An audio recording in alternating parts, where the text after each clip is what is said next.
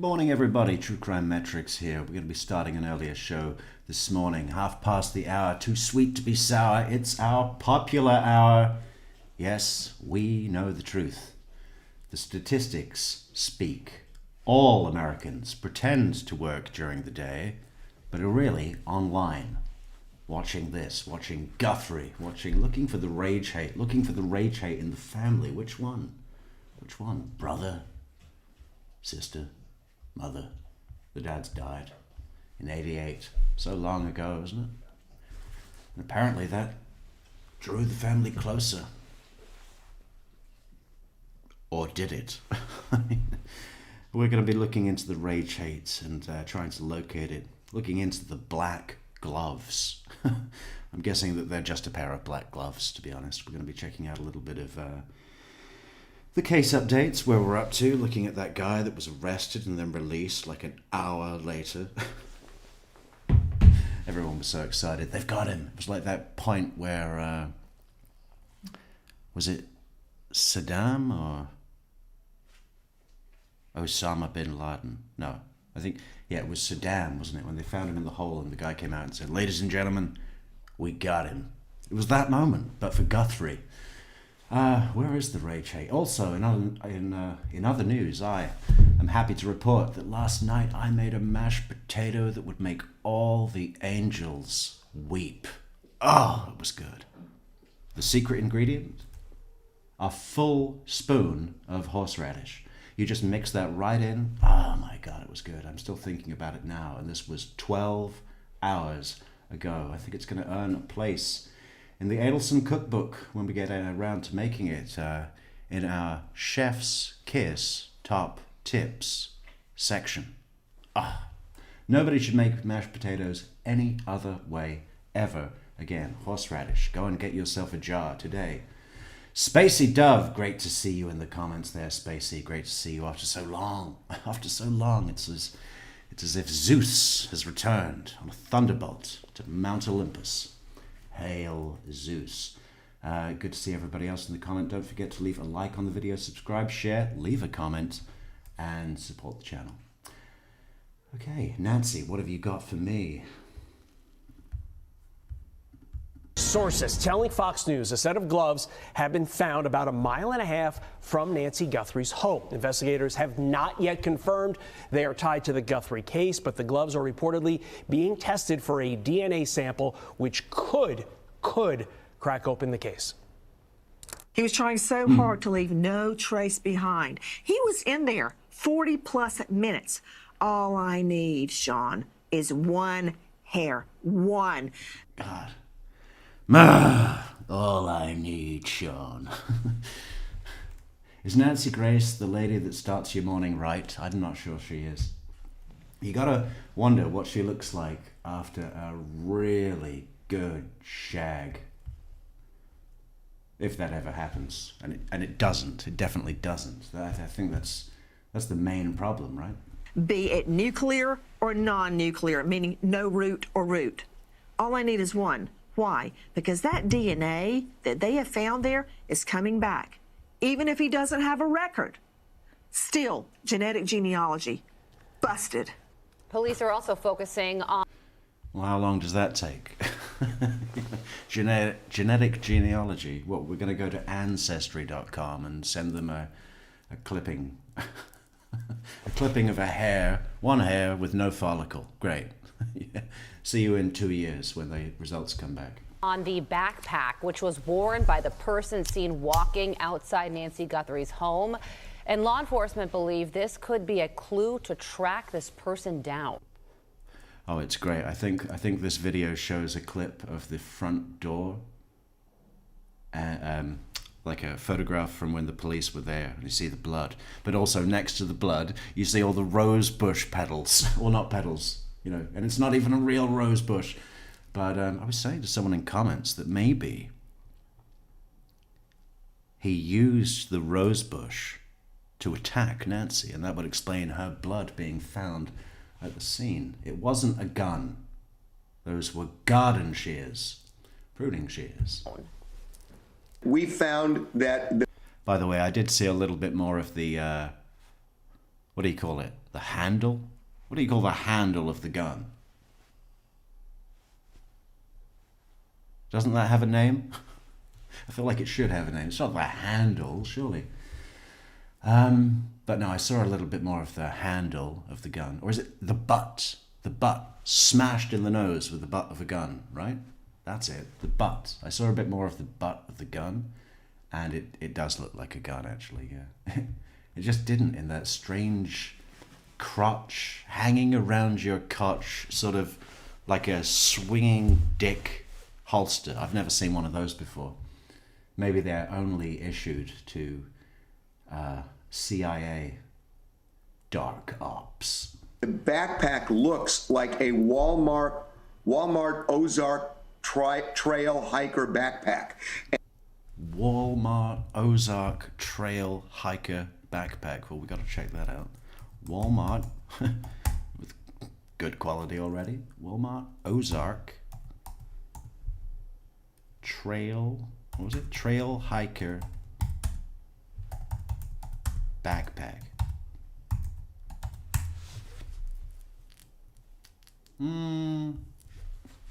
I don't know.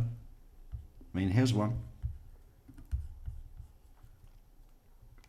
Trying to find one that really does look.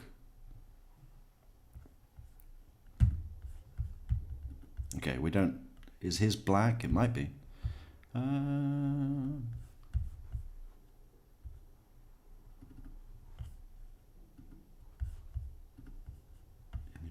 Image. There. Boom.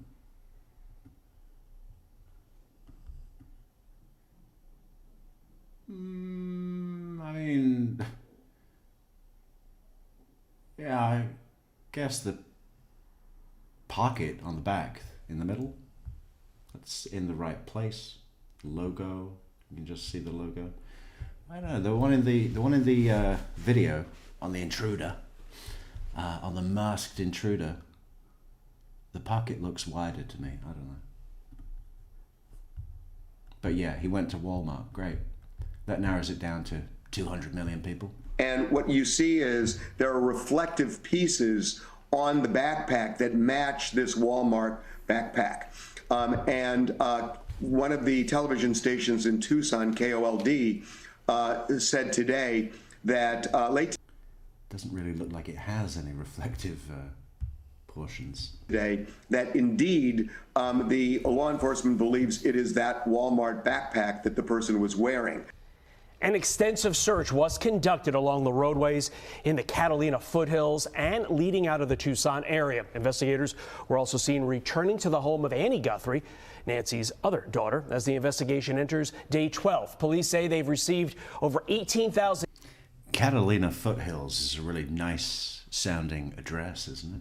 Where do you live, Catalina Foothills? Just moved in. Loving it. Tips since the 84-year-old Nancy Guthrie's disappearance. Charles Marino is a former Secret Service Supervisory Special Agent and Sentinel Security Solutions CEO and joins us now. Charles, thank you so much for joining us. Let's start off with this black glove that could be absolutely unrelated to this case, or it could be critical. But of course, investigators are taking it seriously because the person seen in that security footage was wearing one. So how is this glove being treated right now? And if DNA is found on it, what happens next? Yeah, well, could potentially be a huge find down to good old police work, canvassing the immediate area and potential routes of escape that this suspect could have taken. So, of course, we're hoping for things like DNA evidence. There will also be a canvass of local stores that sell those types of gloves. Remember, police are now also armed with that video evidence. AI plays a significant role in the state of security tech. Man, imagine if you committed a crime and you fucked up like that and they got your DNA, but you weren't in the system and they couldn't genealogy track you. But if they ever got your DNA, you'd come back as a match. You'd be so that'd be such a weight to carry for the rest of your life, wouldn't it? And it's not even just staying out of trouble, because if they suspect you, they're well within their rights to follow you and pick up a drink can that you threw away into the trash, into the public trash, something like that. Well, we saw that with Rocky Rambo Waynab Cam. I mean, if he wasn't already in jail, I'd swear it was him that did this. I mean, it had that clumsiness to it, this stupid idiot with a rose bush. When you could use peanut butter, melted chocolate, Vaseline, spray paint, duct tape, there's a million options.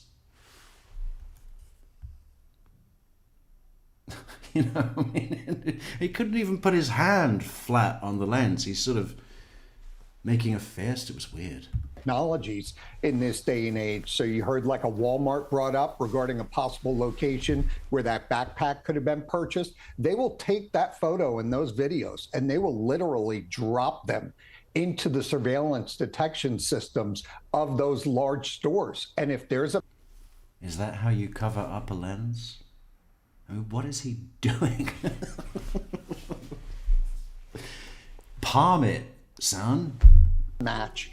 Anything that is common, like a gate or a pair of sneakers or pants, that will all populate and that will lead investigators down some different roads, hopefully closer to a suspect. If the DNA comes back, then it will significantly narrow the field. If it's somebody that hasn't been arrested previously, then yes, things like genealogy services will be queried to see the familial relationship possibly to this suspect. We'll get back to the backpack in just a moment, but going to the gloves again. In light of how painstakingly this guy sealed up his body so as not to leave any DNA trail, do you believe he subsequently was so haphazard that he Well, why did he have a mouth hole on his balaclava? You can get them with no mouth hole. The mouth is where all the DNA comes from. tossed a glove on the ground? Now, I understand the eagerness to try and link these gloves to the case, but it's 1.5 miles. I mean, is it even the same glove? Where's his glove? Hang on, go back a second. I want to see the glove. It's a match. Anything. Someone was saying electrician gloves, which I suppose are rubberized or ground, you know, so they don't get shocked or something.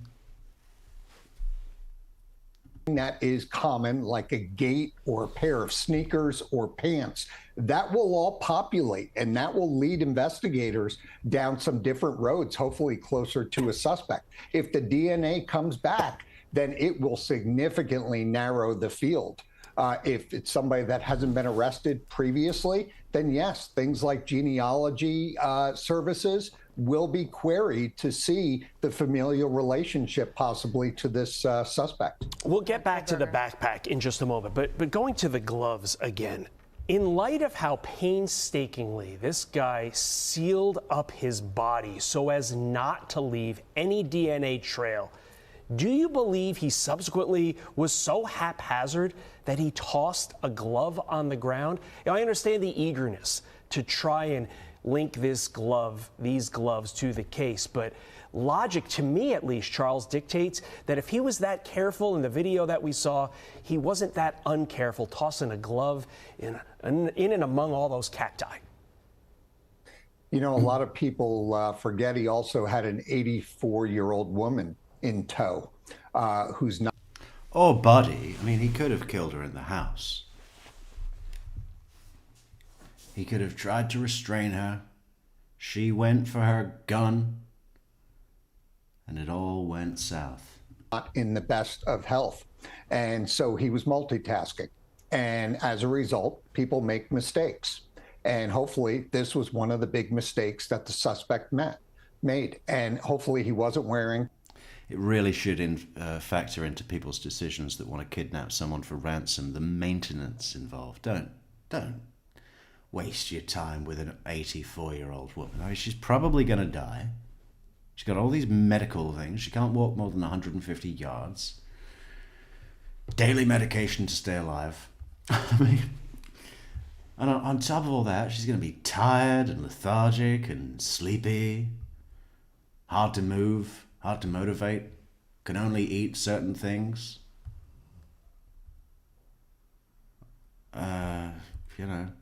Got to go to the bathroom every 10 fucking minutes. It's going to be a nightmare to deal with. A baby would be easier, I think, but also high maintenance. You want something that's controllable, but also somewhat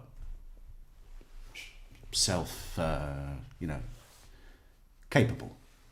Capable, just not too capable. A double layer of gloves, and we're going to get some solid DNA evidence here, either directly from the hands or from another part of the body that may have been touched. So, it could have been sweat, it could be a piece of skin, it could be a hair fiber. Would some stranger, some nobody that just wants to get involved with all the hype? I don't understand the motivations of those people, but it does happen. I mean, these ransoms are financially motivated, these fake ransoms, but there's also this draw, right? There's this draw to be involved with this international mystery. Would someone just throw some gloves so that they could watch and go, I put those gloves there for no reason, just to experience what it would be like to see something I did? Mystify an entire nation. People are that sick. It could be anything. So I think at this state of the investigations, there's going to be ups and downs for sure. Hopefully this is going to be an up and get them closer to a resolution. Well, we also mentioned that investigators have received 18,000 tips since Nancy Guthrie's disappearance, and a lot of those came in since they released this surveillance video that we're watching right now on Tuesday. And of course, that's the goal, but also it presents a problem just because of the sheer volume. So how do investigators know where to start? And the last thing you want to do is to have the real tip be ignored or be the 18,000th that you look into. So how do they delineate what they should be looking at versus things that are obviously false? Bring us some information on that. Yeah, the tips being robust, no surprise, really global coverage. So these tips could be coming in from anywhere. They are inventoried as they come in, and then they are assessed by a team of investigators who are going to go through these diligently based on the point that you just made. You don't want to push something to the side that could turn out being a valid tip. So they're going to look at things like location, where these tips are coming from, the basis for reality. Would this person actually have information available to them to assist in the investigation? And also associations. Is it possible in some of these tips where they say they may know the suspect? Is it possible for there to be a relationship there? So there's a whole list of criteria that they're going to try and get through as quickly as possible to either verify a tip or move it to the side. If we could pull back up the shot of the backpack again, walk us through exactly how authorities are going to pinpoint the suspect from the universe of people who bought that particular backpack at Walmart. Charles, do they need a warrant to get all that data from Walmart as to the potential buyers of that? Walk us through how that actually happens in practice. Well, we've already seen law enforcement engage with a third party regarding the Nest camera and Google.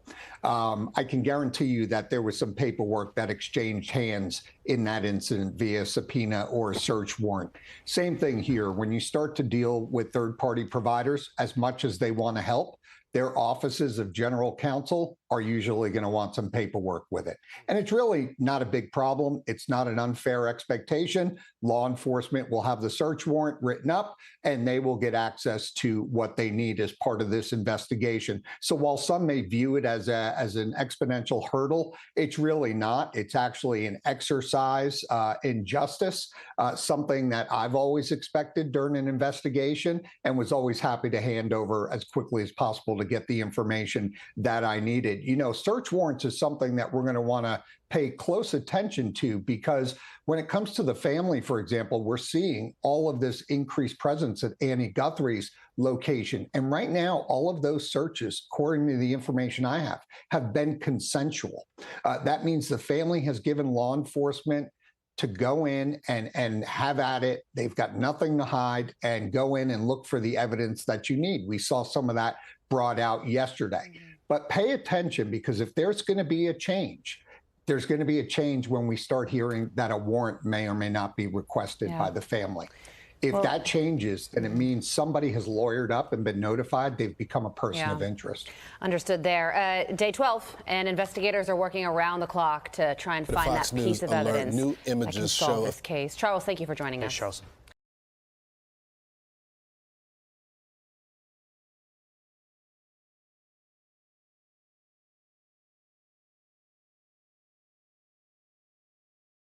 Officials searching an area off the side of the road near Nancy Guthrie's home this morning. As sources tell Fox News, investigators are processing a set of gloves that were found in the area.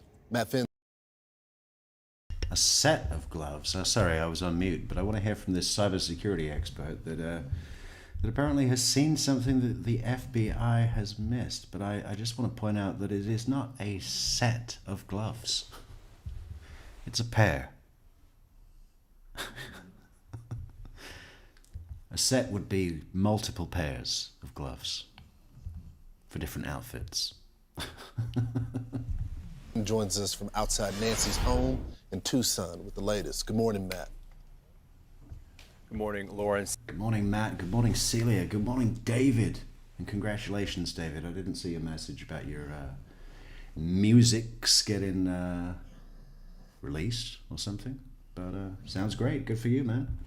That horrifying surveillance video of the masked figure on Nancy Guthrie's doorstep right behind me was released on Tuesday, and so far the FBI has not officially given us an estimated height or weight of. Look at the caption. Sources: set of gloves found near Guthrie's home. It's a pair of gloves. It's always been a pair of gloves. This suspect, and you think that would really help the public narrow down who they are looking for.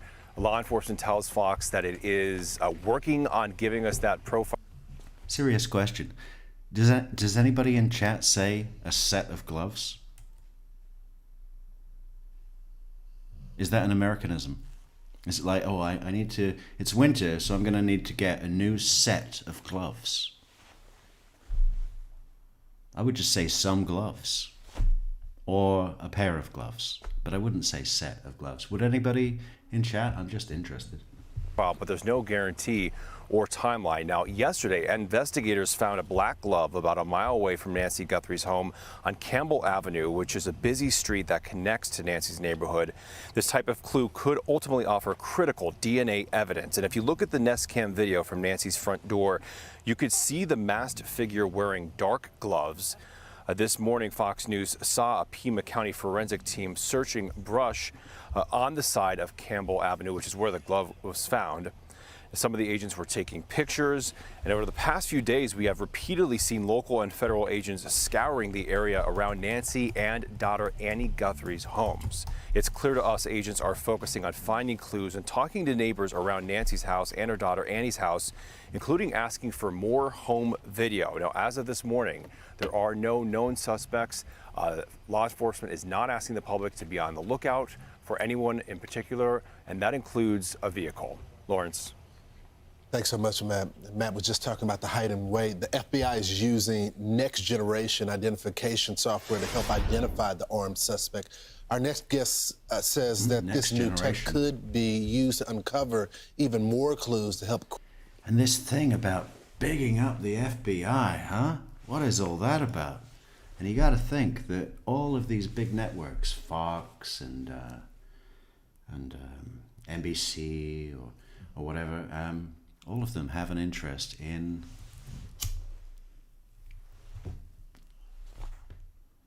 presenting the law and order, you know, supporting the seat of power, right? And it's like a double-edged sword, Because on the one hand, it's fear, control, and on the other hand, it's like safety. We got you. We're good. We've got next generation software, which means nothing.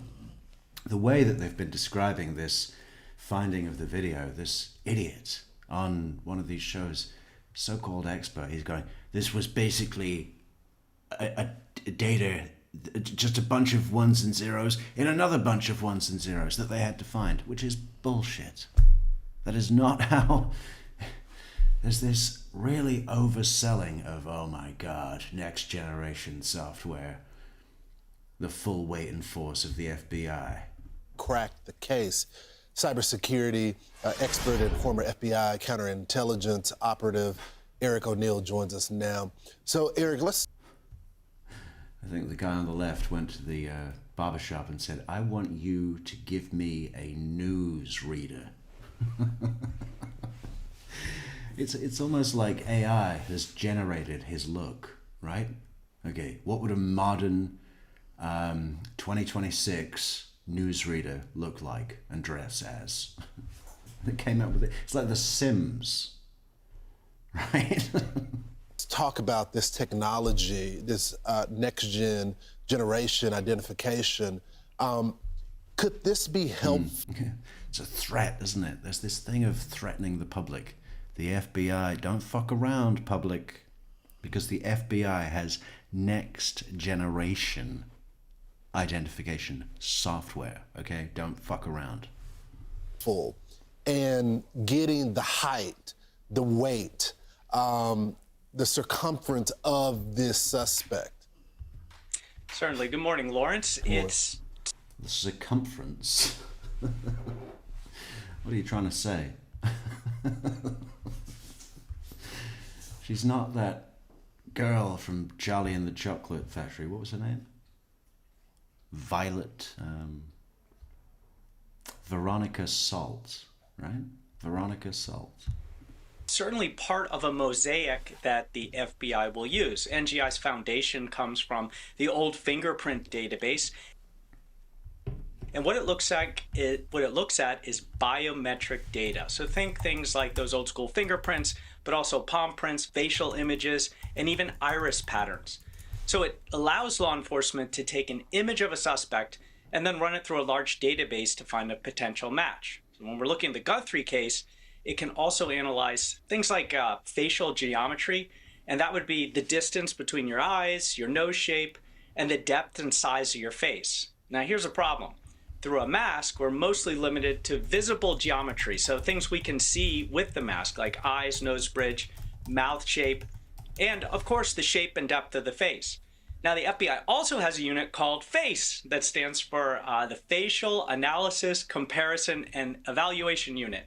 And they use this special unit to compare an image to things like a driver's license photos. They have a massive database of driver's license photos. So here's what I think they do. They use NGI to find partial matches with FACE against known individuals, but then they need more evidence before they send a SWAT team to someone's house.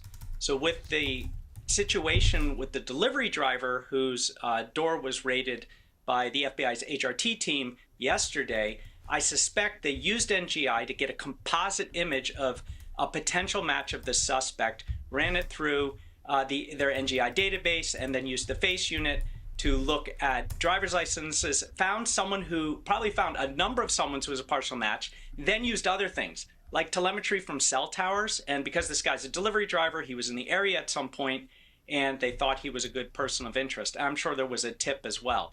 But the point is that the FBI uses all these things, including an analysis of height and weight, which I'm sure they have, to come up with the idea for a potential subject. So, Eric, you were referring to the HRT team. That's the hostage rescue team for our audience. But can I drill down on those known individuals? Because most of this technology uses these AI databases to gather this information. But when they're using AI for this, the known individuals that you referred to, are these people with criminal records, or are they? It was Violet Beauregard, and that's a circumference. You don't say the circumference of the man in the video, do you? Not at all. That was a good film. Using tools such as they do with the genealogy searches from the private sector that is a wider database. You're exactly right. So they're using AI to do a lot of the database research, but they have access to more than just mugshots. So the NGI is specifically looking at biometrics related to mugshots and other information, but the FBI also has access. And check this out. Where's that image? This is cool.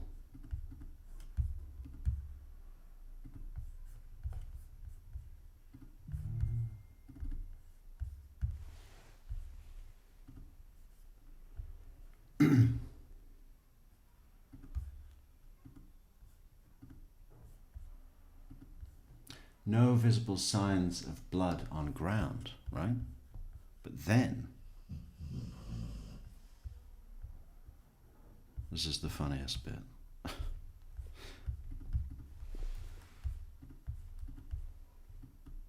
If we go to after the fact,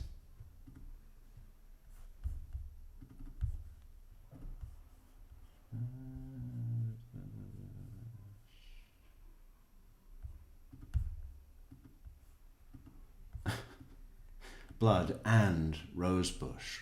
Right? He didn't even, what a mess he made. What goes through your head when you're thinking, okay, there's a video camera there. Now, although I'm disguised, I still don't want it to get an idea of my shape or circumference. So I better cover it up. Now, although I'm wearing these big electrician gloves, I better grab this rose bush. What does that say about someone's mind? I mean, imagine if it were you and it were your intention to get into this house. Interesting thing I heard was maybe he didn't have a key and just took the balaclava off after he dismantled the camera and knocked on the door, knowing that Nancy would answer because she would recognize the person as a safe person, right? Which made a lot of sense to me. It kind of made more sense than him having a key. In a way, although that's also possible. Access to a massive database of driver's license information and other information that they can pull from. So if you have a driver's license and they have a composite image of you, they can run it against all those images to try to find a potential match. And so many other things that they're doing. Like, for example, the FBI will have used that video that we're looking at to create a gait analysis. The images go out to the public, and with the reward that's also set, the FBI and law enforcement is probably receiving countless tips that they're trying to run down. Then you have witness interviews and good old school investigative techniques, and you marry up the technology with the old school sleuthing, and you can start to find persons of interest. Real quickly, Eric, why don't we have a full diagram when it comes to this suspect, weight, height, and all of this? Could this be they're still running the tools? I mean, we saw this with Brian Kohlberger. We thought that the case was cold, but it wasn't cold. They were just waiting to get the data back from the genealogy. Could that be the case here when it comes to his full workup? That's certainly true. This isn't like the movie Minority Report. It isn't a swipe and it happens. It takes time to put this all together, to make sure that they're accurate. And before they release that information, they want to be completely right. And I'll give you one more little clue that they probably have that they haven't released. When a Nest camera records that video, it is also recording audio at the same time. I would bet that the FBI has audio related to that. Well, I would bet that he's not going to be saying anything. But what if? Does the Nest camera need to be powered? Because although he's taken it away, he's dismantled it and taken it out of its mount. If it's if it's battery operated, who's got a Nest Cam? Is it a battery on the video, on the actual camera? Like if you take it out of the mount, would it still be transmitting a signal to the router, whatever, in the house? Because even if he put it in his pocket and it records audio, that'd be raw. Imagine if we got that. Just an audio of Nancy being abducted. Wow. That'd be great. That video that they haven't released. The only reason they wouldn't have it is if somehow the audio was separately. And look, the whole internet's getting angry. Here's Joel. Crazy Joel. Sheriff Nano says we can expect to see more detainments. When? My question. Joel might phone him up and tell him he needs to get tough. Corrupted from the video when they recovered that video. But I would bet that they have the audio, and because that particular Ring camera has a battery, it's very possible that as that criminal carried the battery. Okay, it does have a battery, so that's so if it's still transmitting a signal.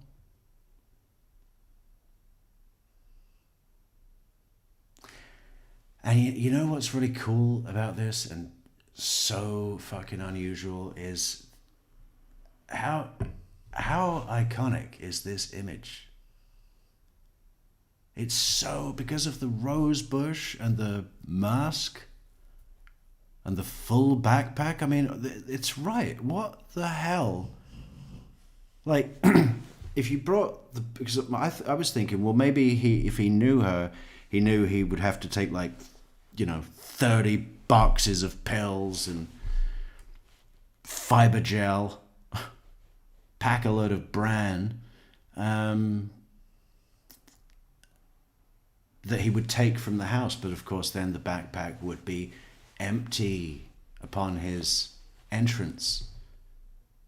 So what is he bringing in? And other people have said, well, this is not a guy that came with a load of accessories to get in. Like, I'll need my rope and I'll need my this and that, my glove. Because he had to use a rose bush to cover up the lens of the camera. The creepiness and the iconicness of that image, these images that have been released. But they've obviously got more. They've just, I guess that there's, even with the FBI, there's still these decisions, these public relations decisions, how they represent themselves to the public is important to them. And if they're looking bad, they want to do something to look better, right? Release the video, make an arrest of anybody. We need an arrest. We need to send a message. Just get a truck driver. Has he got eyebrows? It was definitely him. Okay. There's this people-pleasing thing, which is kind of funny, isn't it?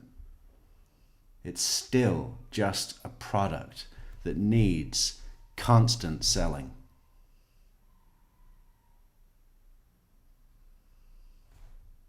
And the networks, the news networks, all of them, no matter what their political lean or stuff like that, all of them have an interest and almost a duty to maintain the FBI, right?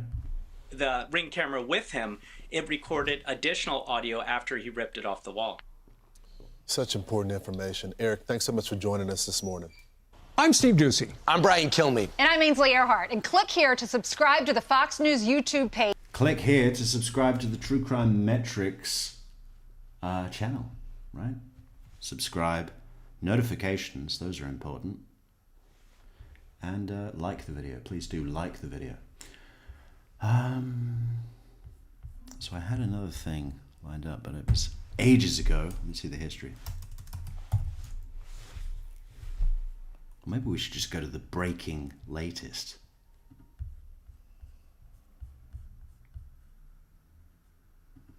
Oh, Annie.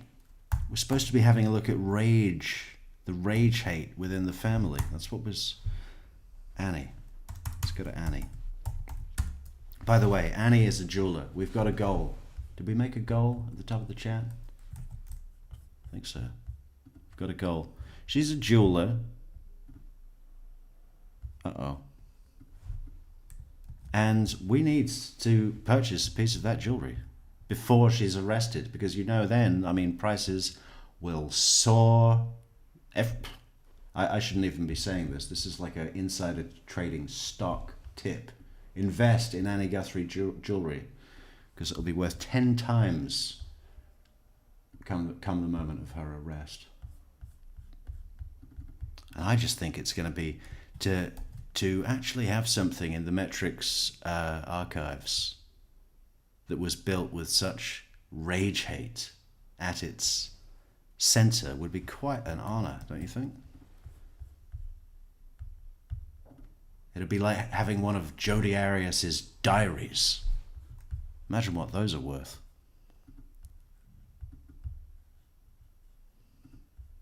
Along with her goddamn paintings.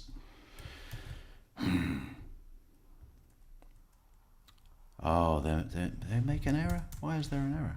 Is it too much? Too much.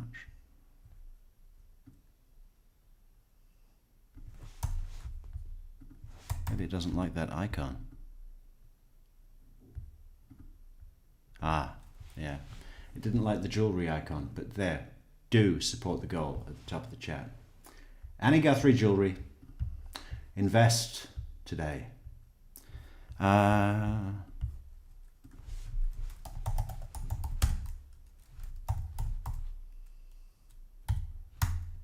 Jewelry.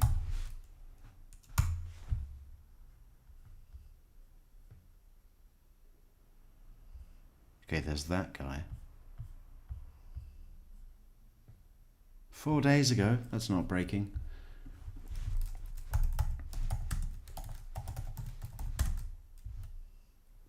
I did have a list, but the situation is so damn fluid.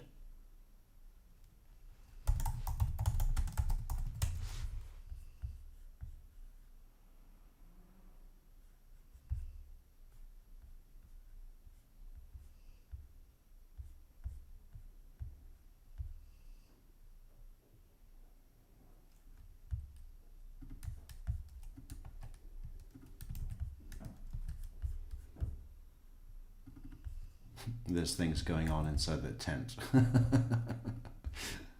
What kind of things? So they've set up a tent. My God. Good break from the beach bullshit, though. Music by Brian. Welcome back. Yeah, very much so.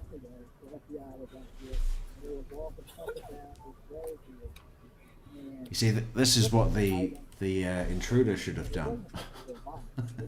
It's up all the way. Here, we'll go check and see what Ikamel's talking about.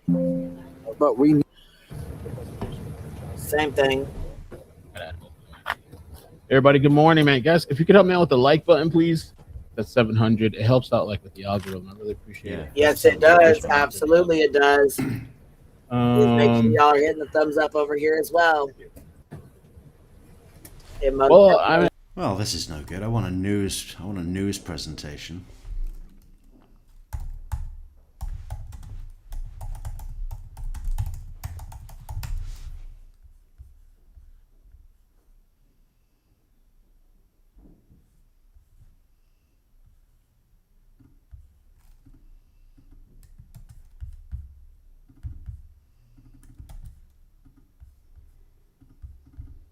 Welcome back. It was the breakthrough the world was waiting for. A black glove seen in chilling security footage from a doorbell camera capturing a masked, armed intruder at the home of Nancy Guthrie. But the mum is still missing. Tonight, we retrace her final moments and follow in the search for clues.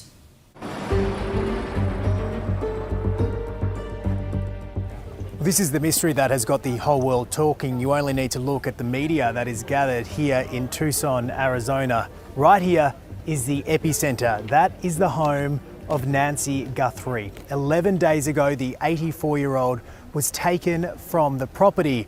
In the more than a week since, we've had alleged ransom notes, although none have been substantiated. We've had tearful pleas from the family, including her daughter, Savannah. Her location as well. I mean, when we saw the house just like this, we see shots of the desert. I mean, look at that news crew, fucking hell. That is quite the amount of equipment, isn't it? Wow. It's like they're filming a feature film. God, look at that. Pretty cool image. Arizona, right here. What a bunch of gear. It's like $200,000 worth of gear. Is the epicenter. That little line of cars. This is the mystery that has got the whole world talking. You only need to look at the media that is gathered here in Tucson, Arizona. Right here is the epicenter. How many cars? Yeah, but you look at the location and you think, well, that's fucking remote, isn't it? They could just disappear. But then you go to the Google Maps and you see that she is in the middle. Like, it would take you 30 minutes probably to get to a big straight road, a main road outside of this kind of let's bring up a map in a second. I'll see if I can find it again. That is the home of Nancy Guthrie. 11 days ago, the 84-year-old was taken from the property. In the more than a week since, we've had alleged ransom notes, although none have been substantiated. We've had tearful pleas from the family, including her daughter, Savannah Guthrie, one of America's most beloved news presenters. But it's the video footage taken. The jewel of America and the envy of Sister Annie. Simple jeweler and dark poet. We did order her book. That's on the way. It's going to take so long to get here though, like a month. It might be here by March 6th.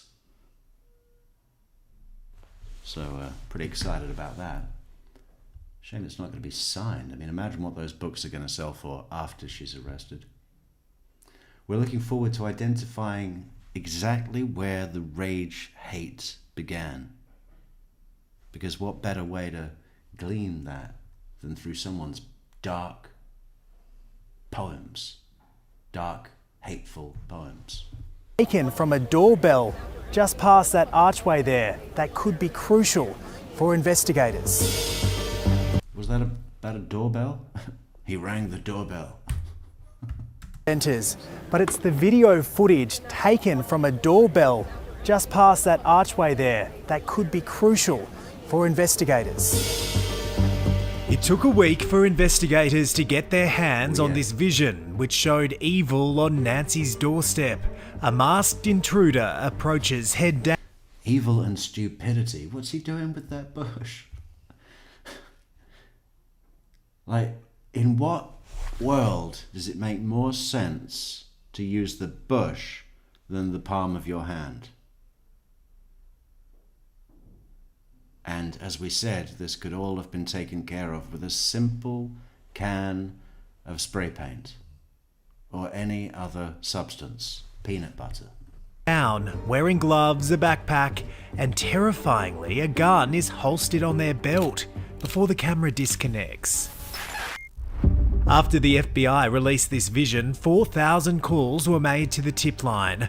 A breakthrough came hours later, police in southern Arizona taking a man in for questioning, only for him to be released without charge. I mean, I hope they get the suspect, because I'm not it. They better do their job and find the suspect that did it so they can clear my name. At Nancy's home, a shrine is growing to the beloved grandmother. Yellow is a symbol that... Yellow is a symbol of what? Old. they've used to He's got a yellow microphone to show respect. symbolize wanting someone to come back home safely. You know, usually you hear about that in war, but... Is that right? Yellow is a symbol that symbolizes wanting someone to come home safely. Is that true? For war, I guess I could see that. Never heard it before. I've always thought about it as like a neutral, gender neutral. You get the suspect, because I'm not it. They better do their job and find the suspect that did it so they can clear my... Well, you got facial hair, so that's why you were arrested. And you also have eyes, and we saw that the intruder definitely had eyes. So we're bringing you in for questioning. My name. At Nancy's home, a shrine is growing to the beloved grandmother. Well, it's not growing much, is it? Look, You get the suspect, because I'm not it. It's one They person. better do their job and find the suspect that did it so they can clear my name. Would you call that a shrine? What does it say? Dear Guthrie family, your neighbours stand with you. And they've printed that out on their home printer and cut a bit of paper into squares and put it all like that. That's and little hearts around it too. That's nice. And they chose a font that says, bring grandma back. At Nancy's home, a shrine is growing to the beloved grandmother. Yellow is a symbol that they've used to... Has anyone looked in the mailbox? They can clear my name. God. At Nancy's home... Imagine if they've not looked in the mailbox yet, and they do, and they find her head. Wow, it's just the right size. A shrine is growing to the beloved grandmother. Yellow is a symbol that they've used to symbolize wanting someone to come back home safely. You know, usually you hear about that in war, but we want her to come back home safely. And she really is old. Let me look at her there. That's probably a recent picture. That they've used to symbolize wanting someone to come back home safely. You know, usually you hear about that in war, but we want her to... Look at that. Do you remember when a few days ago when that guy was saying, yeah, no, it's good that the blood are on because we have these dogs. So the dogs, they sniff the blood and then they follow the smell of blood. And it's like, where to? Do you know what we're dealing with here at all? Where is she walking to? She's actually known to not be able to walk more than 120 yards. People keep saying that must be some kind of established fact, right? Yeah, good job you brought those tracking sniffer dogs. Fantastic. The full weight and force of the FBI and their dogs. to come back home safely. Today, local police and the FBI were back in the harsh desert searching for evidence. Wow, look at that mountain range there, huh? And that's just the little one. Yeah, but I just... What do you want to live in Arizona for? Dusty and dry. Everything's the same boring color.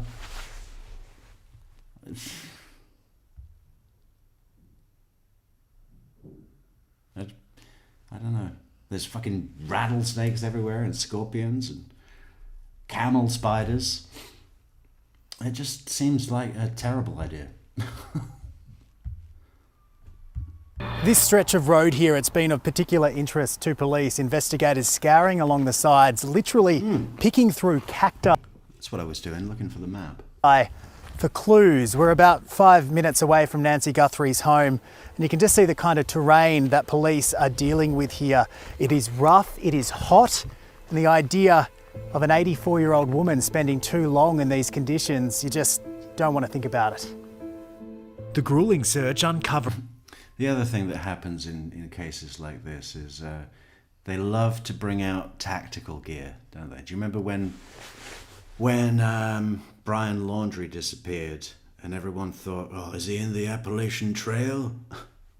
Is he headed into the Everglades? And I think it was when the water rises a certain time of year or something, so the Everglades were flooding, and these tactical vehicles that were like 6-wheel vehicles that could go in water as well You just saw them all like having a load of fun. It was like a day out. It was like, you know, and how fun would that be? Imagine driving a 6-wheel vehicle across a field and then into a lake. I mean, people would pay to do that on the weekend.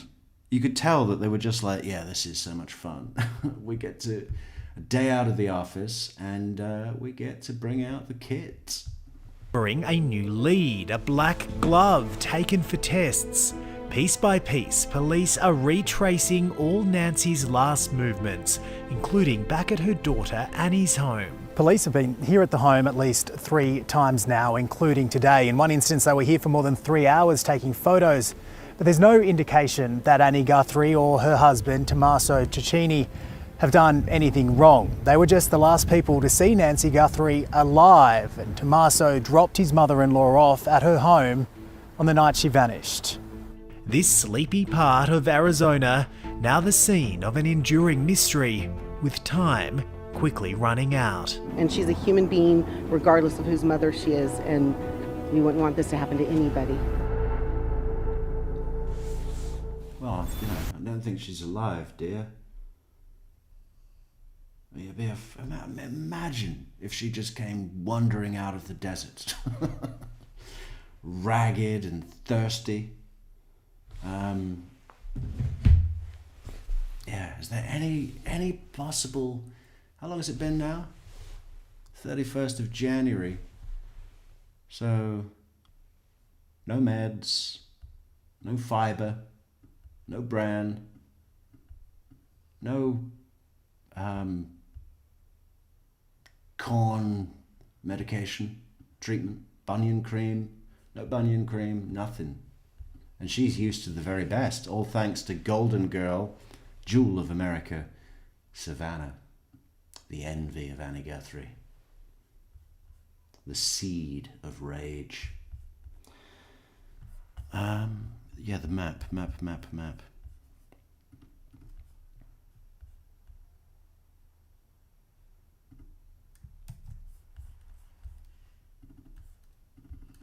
Wonder where it all began. I mean, maybe it did begin with the father's death.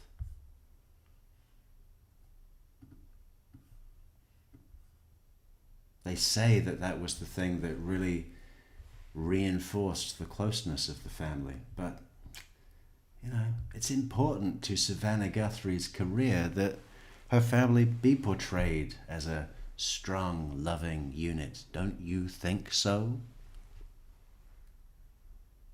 Think of it, it's almost like a politician. Look at John Edwards. Crazy John. John Edwards wanted to look like a really good family, but he was anything but. So there's her house, and if we zoom way out, I mean, look how far you would have to travel to get out of here. When I saw this, I was thinking, well, she's probably in a house that's right close by. I mean, even here, right? Even here, this is a lengthy drive, even to get to the edge of the map. That's going to take more than 5 minutes just to get to the edge of the map. Zoom out. Oh, it's 20-minute drive to get to that big yellow road there. You got to think that every one of those, this is a wealthy area. Everybody's got a pool. Sure, there's a couple of tennis courts knocking around. Look, what about that one? Is that one? Or is that just a fake lawn? Never understood that. Who's got the nicest pool? I mean, Nancy Guthrie's pool is pretty nice.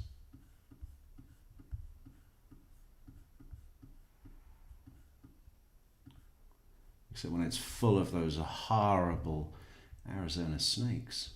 I mean, you really do lose your direction.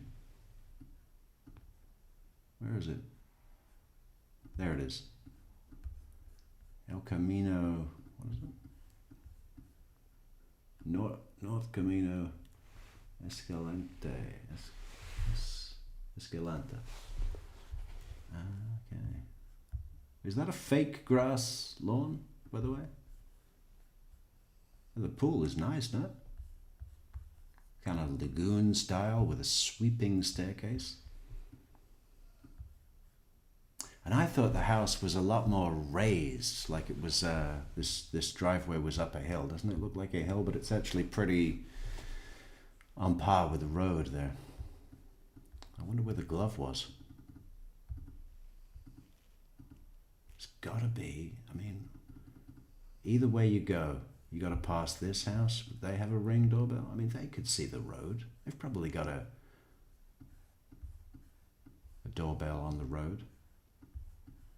That's the other thing that this case does is push up sales for Nest and all of these doorbell cameras.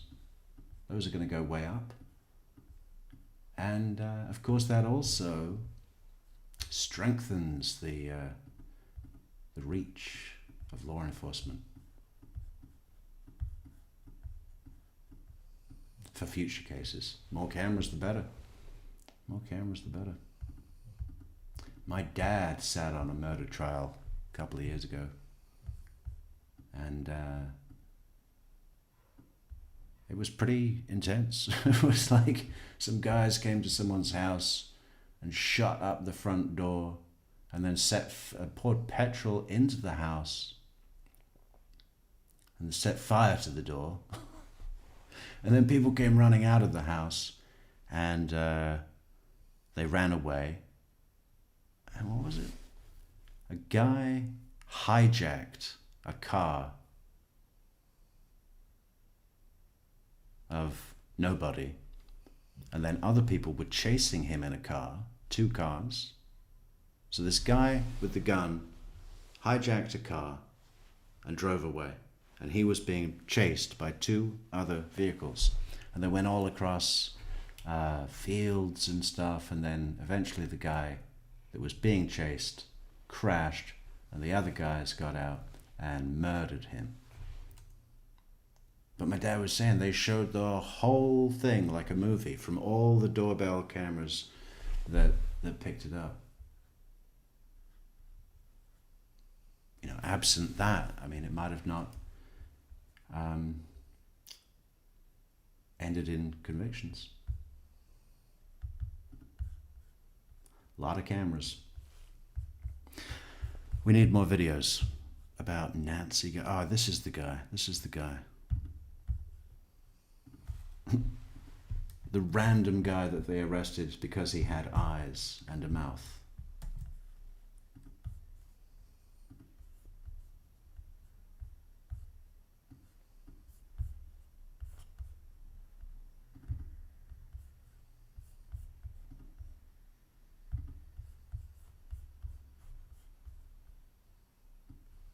He felt like he was being kidnapped. Why is this so slow?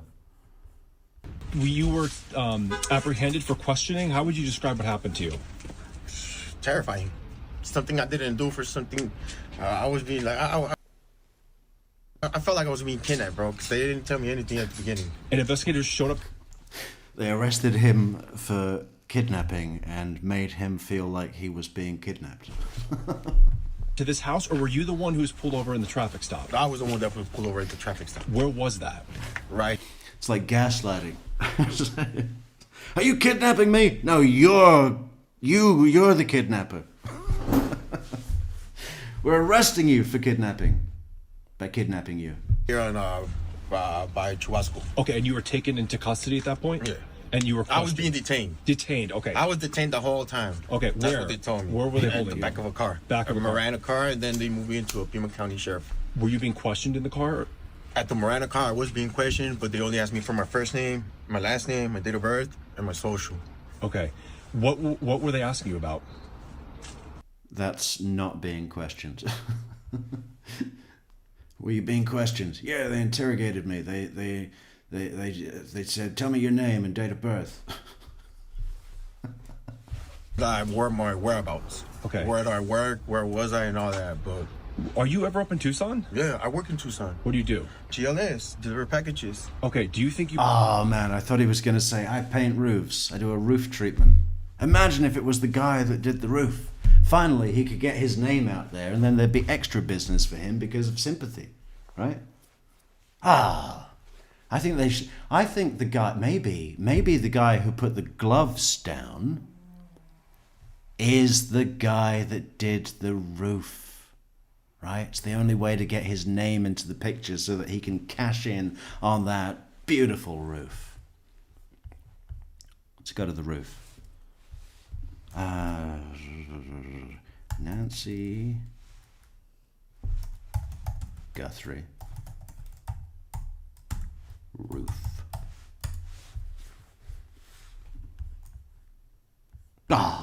Every time I see it.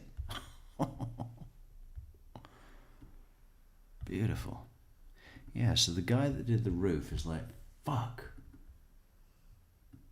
My fine craftsmanship is on display for the world to see, and I'm missing this opportunity. How do I get my name out there? What if I throw down some gloves about a mile away from the house and call it in?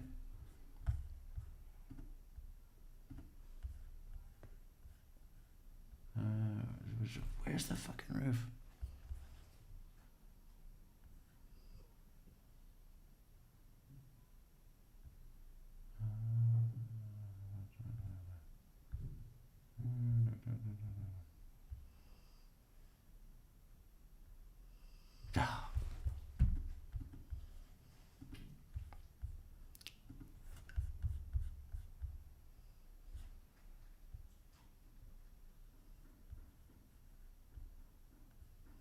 There.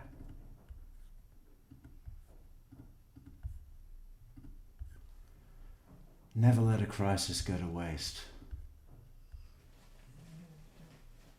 That'd be great, wouldn't it? It'd be good for him. I mean, if he could just get arrested and released. Yeah, they're my gloves. I use them all the time for my business, my roof treatment business.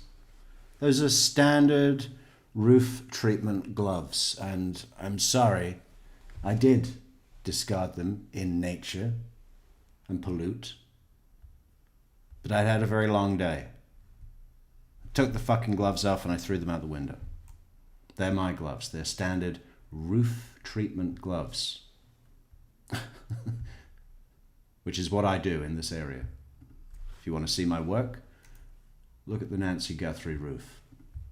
You might have delivered a package to Nancy Guthrie's house? I don't know. Might have been a possibility. I don't know. Yeah. Do you ever deliver like Amazon packages or anything? Well, it's kind of the same thing. Yeah. So do you think you may have... Did they indicate that you might have been on her property? Yeah, it's kind of the same thing, but he works for a subsidiary that treats him even worse than Amazon. Property? You're not sure? Nah, they just came up. They until right now, all I know is that they show my in-law. He delivers Amazon packages, but he has to use his own vehicle. And because it's not a big van, he has to go back and forth. So he basically makes $2 a day. And then they arrest him and kidnap him for kidnapping. A picture of somebody wearing a mask or something, and they supposedly look like my eyes. Right, okay. That's it. That's all I know. Okay. It supposedly looks like your eyes. Is there a comparison? I don't know. I still think it's the drummer. Jeez. How do you... Christina, hello. Daphne, hello. Bubbles, hello. How do you think they connected that case to you? Go ask them, bro.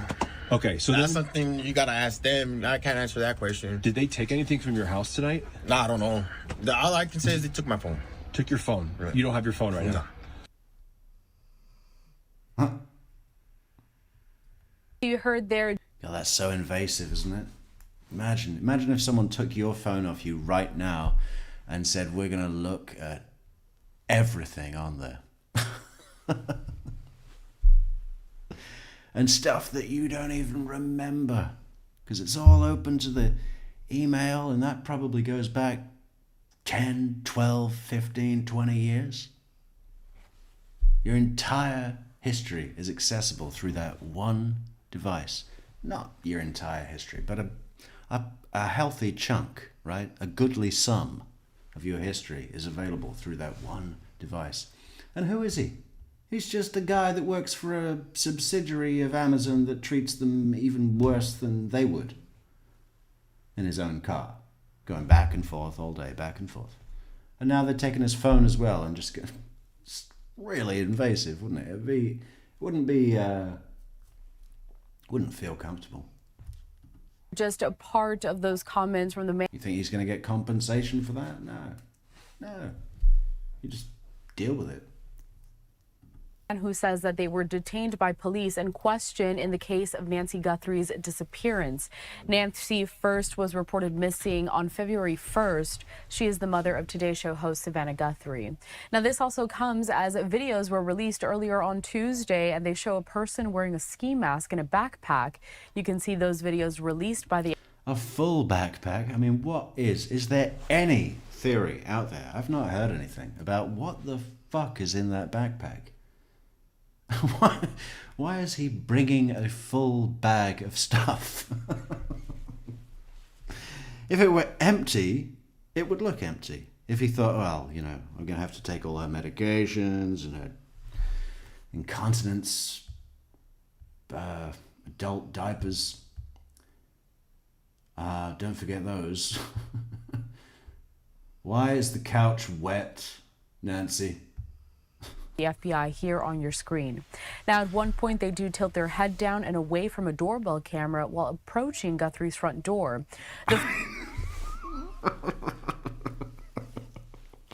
If it were you, like if this intruder is out there watching the news clips, and he must just be like, I can't fucking believe I did the rosebush thing. What was I doing? What was that? Oh. I bet putting on the mask, he was like, getting into character and like, okay, stealth. Yeah. Okay, any cameras, deal with it. Pick up a rosebush. Stealth. I'm fucking Jason Bourne. I've got a balaclava on. I'm wearing a ski mask, and now I'm a special agent. And then he did this. Footage also shows the person holding a flashlight in their mouth and trying to cover the camera with a glove. Oh, thank you. It shows a person holding a flashlight in their mouth. Do you think that's some kind of grill? Maybe he's a member of the cartel? Maybe he has a mouth full of gold? Because it seemed to shine from his gold mouth. Wow. And that is what is passing as news media. Incredible. They even had some guy on saying, no, the way that light travels. I've worked with light for over 30 years, okay? I work with light at the weekends as well. I volunteer to help people learn about how light travels for 30 years. So I know that a reflective light is different from an emitting light. It's definitely a cartel grill. Gloved hand and part of a plant ripped from the yard. The videos, less than a combined minute in length, gave investigators and the public their first glimpse of who was outside Guthrie's home in the foothills outside of Tucson. But the images did not show what happened to her or help determine whether... Right, you got to think in, maybe this is just an obvious point to make, but if it is obvious, then why is it not obvious on mainstream media? Because do you really think that if this short, less than 1 minute combined clip montage of the intruder was everything that the FBI got, that they would share it all?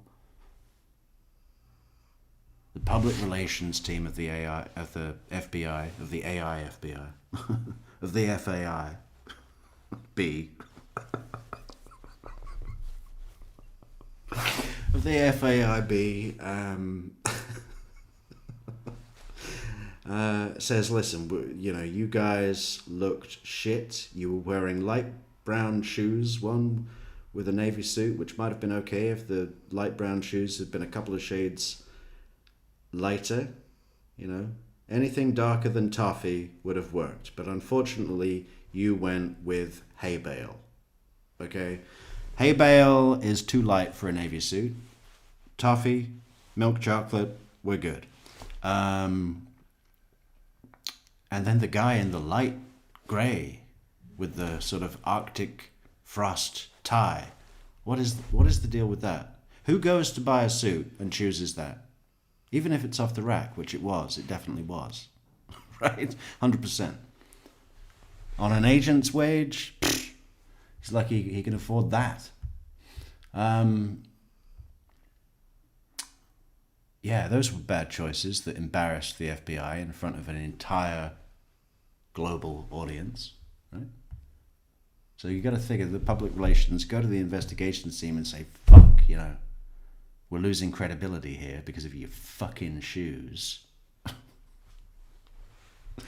We've got to release something, a segment, just a bit. Show us a weird ski mask, rosebush, creepy video, and that will keep the public going, because we'll make a big deal on all the news shows about residual data in back-end systems and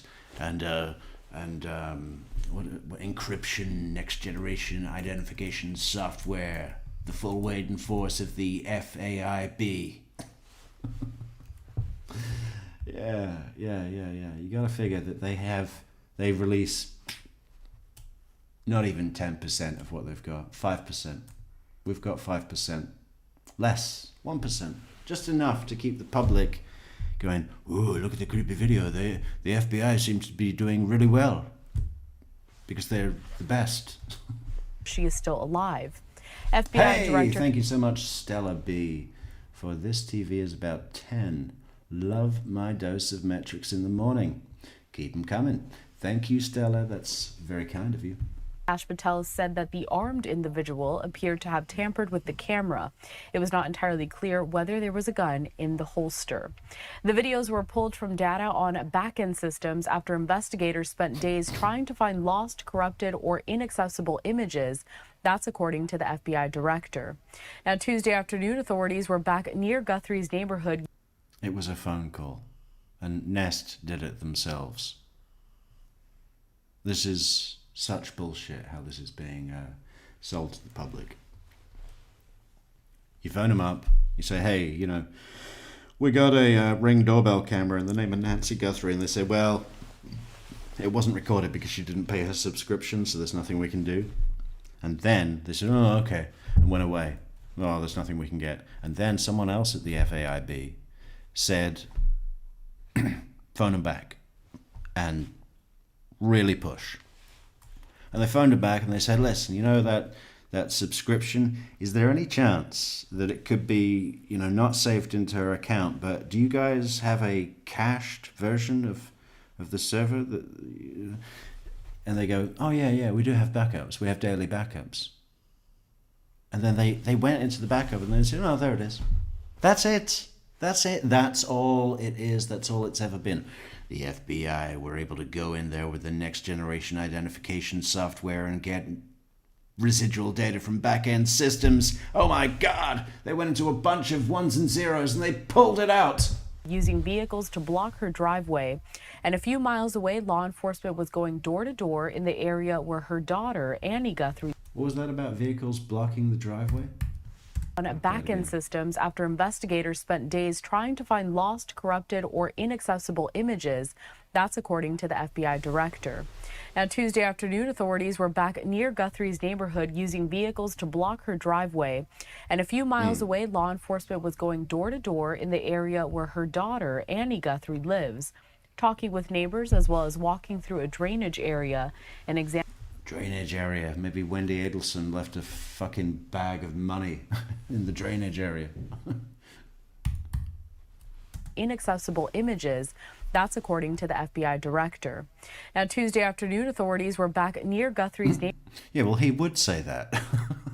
Yeah, the FBI director says that the FBI are doing a really good job. neighborhood using vehicles to block her driveway. And a few miles away, law enforcement was going door to door in the area where her daughter, Annie Guthrie, lives, talking with neighbors as well as walking through a drainage area and examining the inside of a culvert with a flashlight. Investigators have said for more than a week that they believe Nancy Guthrie was taken against her will. She was last seen at home. Taken against her will.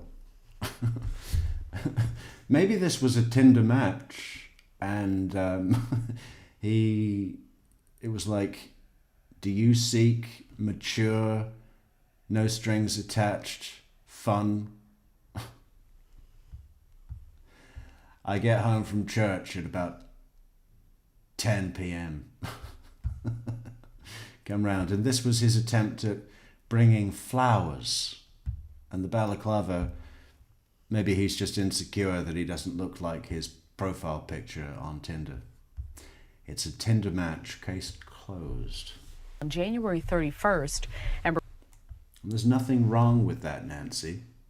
They're called the golden years for a reason.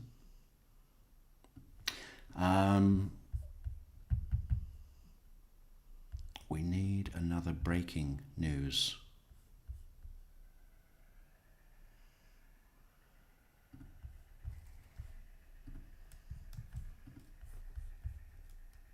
She was taken and we don't know where. Yeah, we got that. Yeah. She was taken and we don't know where. And we need your help. If you see anything, if you hear anything, if there's anything at all that seems strange to you. To be honest, Savannah, you seem a little strange to me. I mean, I know that she's a news, she's a presenter. I mean, that's what she does for a living. And stress of the situation, limited sleep, total stress, huge amount of stress, and all the time just having this weird vibe about your sister. Always looking at her thinking, do they hate me? Did they do this to get to me? That you report to law enforcement. We are at an hour of desperation. And we need your help. So that was late Monday. I don't like the way she says we need your help.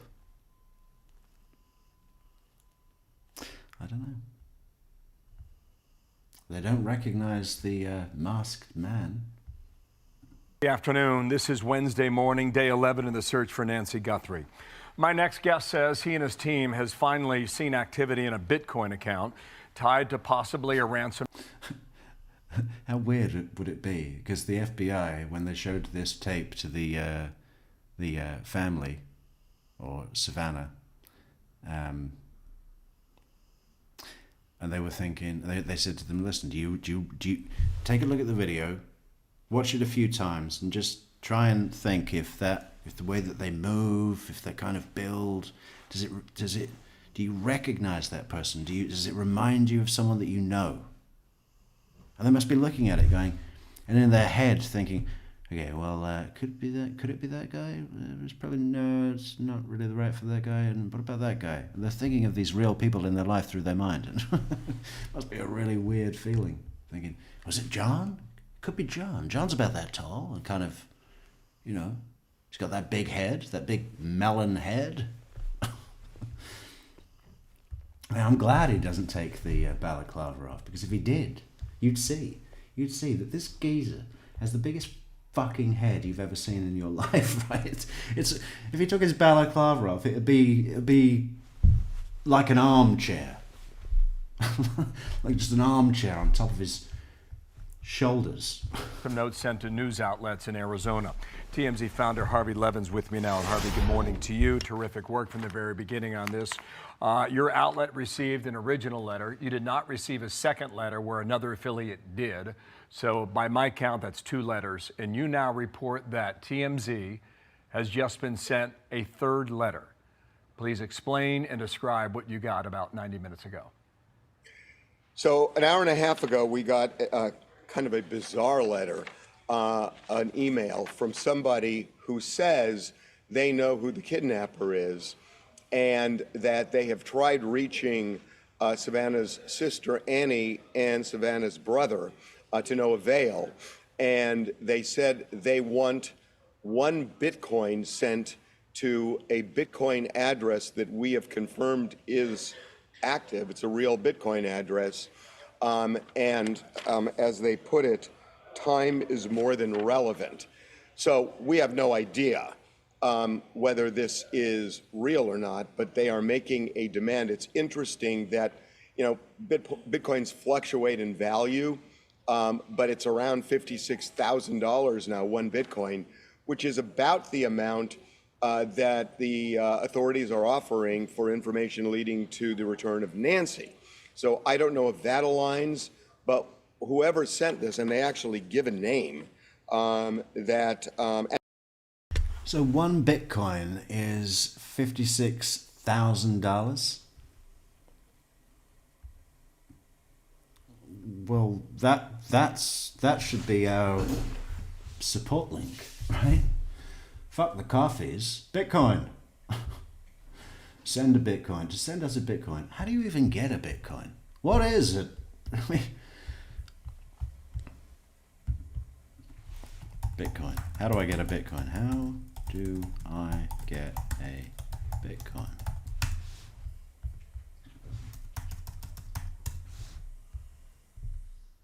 To get a Bitcoin, sign up for a reputable cryptocurrency exchange like Coinbase, Binance, or Kraken.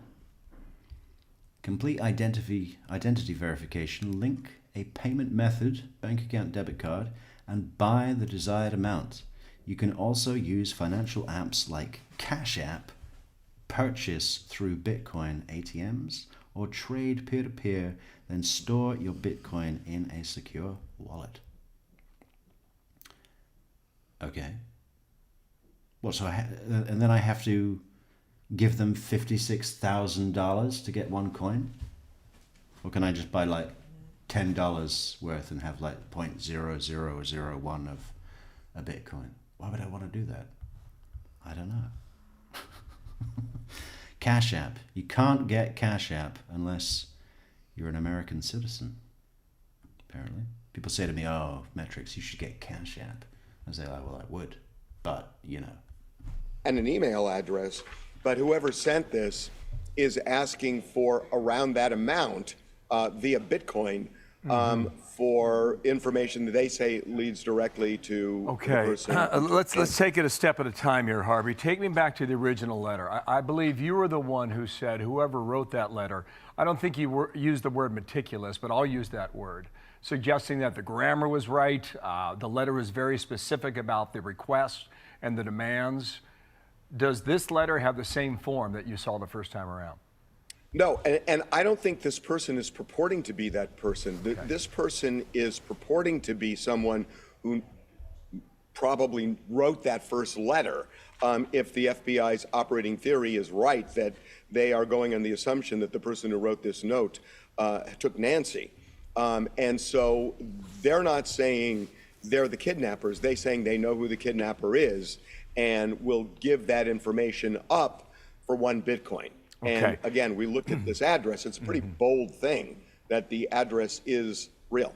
Okay, there were 2 other Arizona affiliates in Tucson, KGUN9 and another one. Did they also receive this same note? Or do you I don't know. We haven't talked to them. All right, now, Harvey, just, you know, Bill, we've sent this on to the FBI already. Okay, confirmed on that. I watched your interview last night with Sean. You were very careful as to what you said, and I respect that and the contact that you have with authorities. There was, late last night, there was a Bitcoin address that had $6 million deposited in it. I don't know if that's real or a ruse, but I'm sure you know of it. When you looked at that address, did it match what you saw in letter number 1 from several? So, Spacey Dove says, this case is starting to feel like something else. Cover up to distract us from something bigger. There are too many weird aspects. Yeah, but that's exactly the point. There's way too many weird aspects. distraction media, false flag reporting is not difficult to do and happens on the reg. If it wouldn't be difficult to do. What did we say yesterday? Start a wildfire in Florida. Find a truckload of Arabs, you know, or just there's so many options to distract the media. Why would you go to this length without an additional motive? I don't think you would. Maybe it's both. Maybe it's to distract I don't know, no. And then the guy that did it is such a clown. You'd think if it was coming from a decision so high up as to be for the purposes of distracting the media from the public from something bigger, that they might send someone a little more capable than what was shown to us several days ago. I am not comfortable commenting on this. Okay. What was the question? I'm not comfortable commenting on this. We just, you know, Bill. That's pretty direct, isn't it? We've sent this on to the FBI already. Okay, confirmed on that. I watched your interview last night with Sean. You were very careful as to what you said, and I respect that and the contact that you have with authorities. There was, late last night, there was a Bitcoin address. But I'm still going to ask you a question about what you said to the authorities. That had $6 million deposited in it. I don't know if that's real or a ruse, but I'm sure you know of it. When you looked at that address, did it match what you saw in letter number 1 from several days ago? I am not comfortable commenting on this. Okay, so then it's possible that the Bitcoin address that was requested turned out to be this particular one. And that would I wouldn't read anything. I wouldn't read anything into this. Okay, so if the suggestion that money was paid may not necessarily be the case. Is that what you're saying? Correct. Okay. When you watch the camera video that was sent out yesterday, does it make sense for you as to why the FBI would give you this image and that image, but they would not give us the image of the camera being ripped away? And based on some inside reporting, it's been suggested that whoever was standing in front of that door... The FBI are not going to give you everything they have, numbskull. Okay? It's a little bit to keep the public sweet. We're making progress. And we also arrested a guy because he had eyes and a mouth. Took the doorbell camera with them. It seems to me if they were familiar with that house, they would have known there was a camera there when they approached it. And this whole idea about taking these flowers and sticking over the camera lens, it seems a little fool. And you got to think, taking the camera with you, unless you're a super tech bud genius, you gotta think that it might factor into like, what if there's some kind of, like the Find My Phone app? I mean, I guess why would there be in a camera? But you just never know. If there could be some kind of chip that would be communicating somehow, could it be tracked? I mean, you wouldn't want to keep it with you necessarily, would you? But what would you fucking do with it? It's a stupid plan.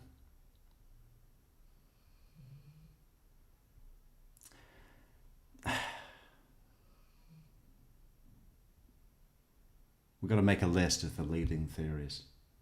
Foolhardy to me. And if you're right about the initial letter, that they were so careful in the way they constructed the letter itself, this wouldn't match the meticulous nature of that first individual. How do we make sense of that, Harvey?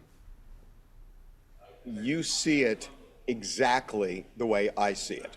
I could not agree with you more the way you put it, that the just the thought that went into this letter doesn't match the thought of somebody coming up fully disguised, knowing that they don't want to be seen, and not even thinking, gee, people have these cameras on their door. You know, you don't have to even have cased her door or property to just make an assumption that she may well have a camera like that. And yeah, right. Imagine going to break in and they go, oh my God, what's that? Oh, there's a fucking camera on the front door. Shit. Maybe this wasn't a good idea. Okay, well, what about if I take it with me? What if it has GPS? And then I lead them directly back to my hideout location. The lack of forethought in that is quite staggering. But maybe the answer is obvious. Maybe the intruder wanted to be seen doing that and to provide us with that image. If this was something that was being done for notoriety, publicity, or the support of some other cause. Sometimes people do something so big like this just to be able to say their message. I mean, look at the Mangione, isn't that I think he was prepared to get caught. Yeah, he put his hood up when he shot that guy, but as soon as he had the stage, he took full advantage of that because he felt he had a point to make. It was worth killing another guy and throwing his own life away just to have the opportunity to present his point, because he probably just felt unheard in his life, right? Not just by the medical insurance company, but in general.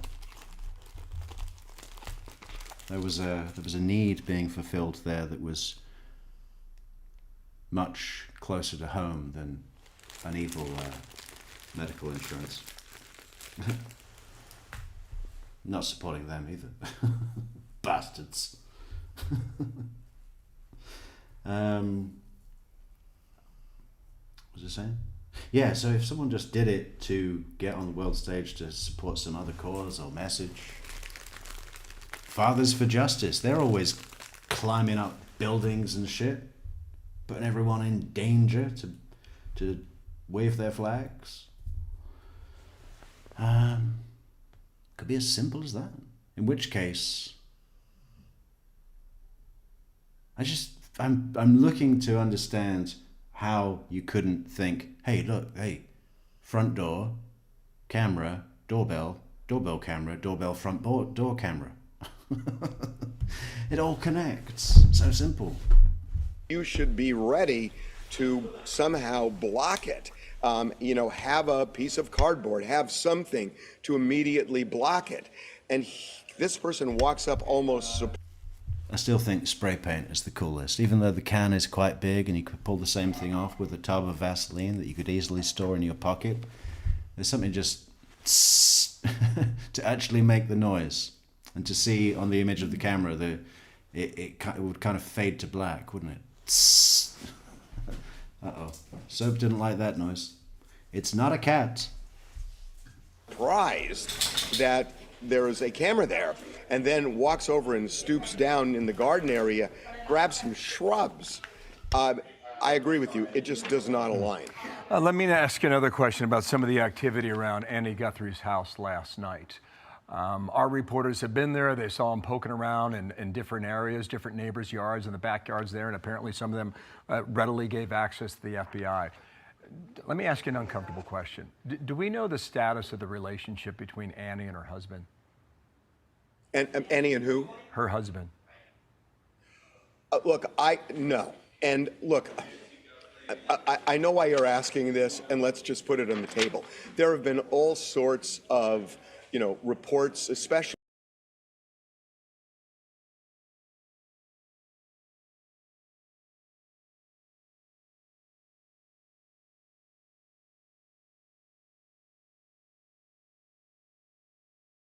Is there anything... What was it? Where's that picture of them in the car?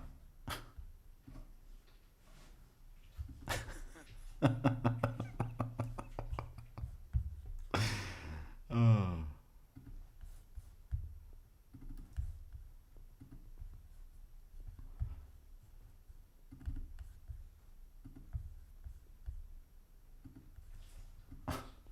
Maybe someone farted.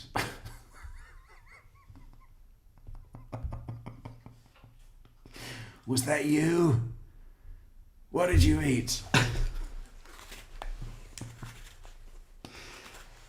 Open a fucking window.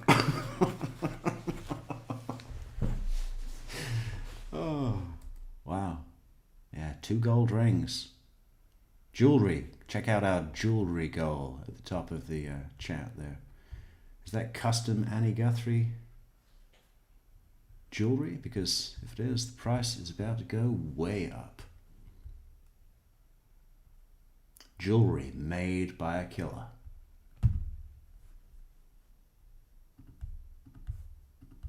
Actually, on social media, people are talking about who it could be.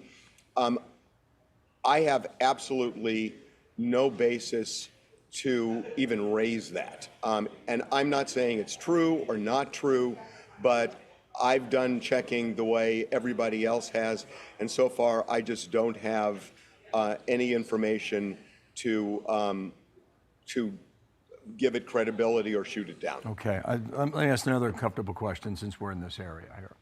They have not told us after the garage door closed where the son-in-law went. And the sheriff was very careful not to say who dropped her off, but it's been reported that it...